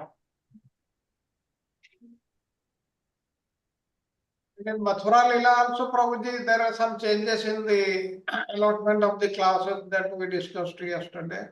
Yeah. Now I will update it very rapidly. A lot of updates are happening, okay? Yes, yes. So if we don't have any questions, then we can have the Nrsimha prayers. Yes, ma'am. Hare Krishna. Thank you, Prabhuji. Thank you so much for the wonderful class, and congratulations, Prabhu, for successfully completing the Vraja Leela. It was so beautiful, I so not beautiful. alone myself, with Amazing. everybody It was. together. We all deserve that, and it's Lord's mercy, the Guru Parampara's mercy. This is why it's working, that we have come to this stage, this level. Remember how advanced level we have been learning this now. प्रभु जी, एक Amazing, realisation ऐसा है कि हमें भी थोड़ा दुख लगता है कि आज ये वृंदावन लीला खत्म हुई. मतलब एक अंदर से दुख आता है. No, दुख नहीं समझिए आप, internalize कीजिए सब कुछ, and then act on those information, that realization that we learn it, Yes, Prabhuji. Prabhuji, a big Haribol to you, to all the team members and the divine couple. Haribol, Prabhuji, for your efforts. And you are part Hare of the Krishna. team, right? Mataji, you are also very important part of this team. Very wonderful Kirtan team. Have achieved this thing. The Mataji Kirtan team is wonderful. So nicely they sing every morning. So it's a good start of a weekend. Yeah. Hare Krishna. Yes, And Raksha thank you, Mataji. Sir Prabhu. Wonderful class today. Very graphical illustration. And as you said, like, these are the prayers we should always contemplate, meditate on. And yeah, I agree. These classes are not to be taken lightly. They are a big, big fortune, and it's great having you all together. Prabhuji, it doesn't matter from 24 to 12 or whatever we have. I think it's a good close association. That's important. Yeah. It pains my heart. Some of the very, very sincere, very long-standing devotees, they also left. That I can't help it, but it hurts my heart deeply. So at least some of you don't drop out to me. Please stay with me. No, Prabhuji, never. We will always be there with you, Prabhuji. We are with you, Prabhuji. We will be there, Vaji. We are not going to leave. Thank you. Samata Mataji, let's have that Nishra prayer. Yes, Prabhuji. At this note, Narasimhadeva भगवान की जय, प्रहलाद महाराज की जय। नमस्ते नरसिंहाय, नमस्ते नरसिंहाय, प्रहलाद लादतायिने, प्रहलाद लादतायिने, हिरण्यकशिपूर्वक्षः, हिरण्यकशिपूर्वक्षः, शिलटङ्कानखालाये, शिलटङ्कानखालाये, इतो नरसिंह परतो नरसिंह, इतो नरसिंह परतो नरसिंह, यतो यतो यामि ततो नरसिंह, यतो यतो यामि ततो नरसिंह, बाह्ये नरसिंह हृदये नरसिंह, बाह्ये नरसिंह हृदये नरसिंह, नरसिंहमतिं शरणं प्रपद्ये, नरसिंहमतिं शरणं प्रपद्ये। नवकरकमलवरे नखाम् अद्भुतशृङ्गाम्, दलिता हिरण्यकशिपु तनुभृङ्गाम्, केशवधृता नरहरिरूपा, जय जगदीश हरे, जय जगदीश हरे, जय जगदीश हरे। तव करकमलभरे नखाम् अद्भुतशृङ्गाम्, दलिता हिरण्यकशिपु तनुभृङ्गाम्, केशवधृता नरहरिरूपा, जय जगदीश हरे, जय जगदीश हरे, जय जगदीश हरे। जयो नरसिंहदेव, नरसिंहदेव, नरसिंहदेव, जय नरसिंहदेव, जय प्रहलाद महाराज, प्रहलाद महाराज, प्रहलाद महाराज, जय प्रहलाद महाराज। नित्य गौर हरि बोल, हरि बोल, हरि बोल, नित्य गौर हरि बोल। जय जय प्रभुपाद, प्रभुपाद, प्रभुपाद, जय जय प्रभुपाद, जय जय गुरुदेव, गुरुदेव, गुरुदेव, जय जय गुरुदेव। नित्य गौर प्रेमानंदे, हरि बोल। हरे कृष्णा कृष्णा कृष्णा हरे हरे, हरे राम राम राम हरे हरे कृष्ण। धन्यवाद। Thank you, Samita Mataji. Thank you. Sharad Prabhuji, you want to say last words? Thank you, Prabhuji. Thank you very much. Thank you very much. Thank you, Prabhuji. Hare Krishna. All glories to the assembled devotees. Then we'll meet tomorrow for lesson 77. Hare Krishna. Hare Bol. Thank Hare you, Prabhuji, for Hare so Krishna. wonderful Hare class. Krishna, More Dandavat Pranam, pranam. Prabhuji. Thank you so Thank much. you. Hare Thank you Krishna. all. Thank you all. Thank you, Mataji. Thank you, Sharad Prabhuji. Thank you, Sanjeev Prabhuji, Prasad Prabhuji. Thank you. Thank you, Archana Mataji. See you. It's Thank you very wonderful much. back. Thank you very much. Archana Mataji, you're back with us. I'm so glad, Thank you. Yeah, she seems to be there. Hare Krishna. Thank you very much.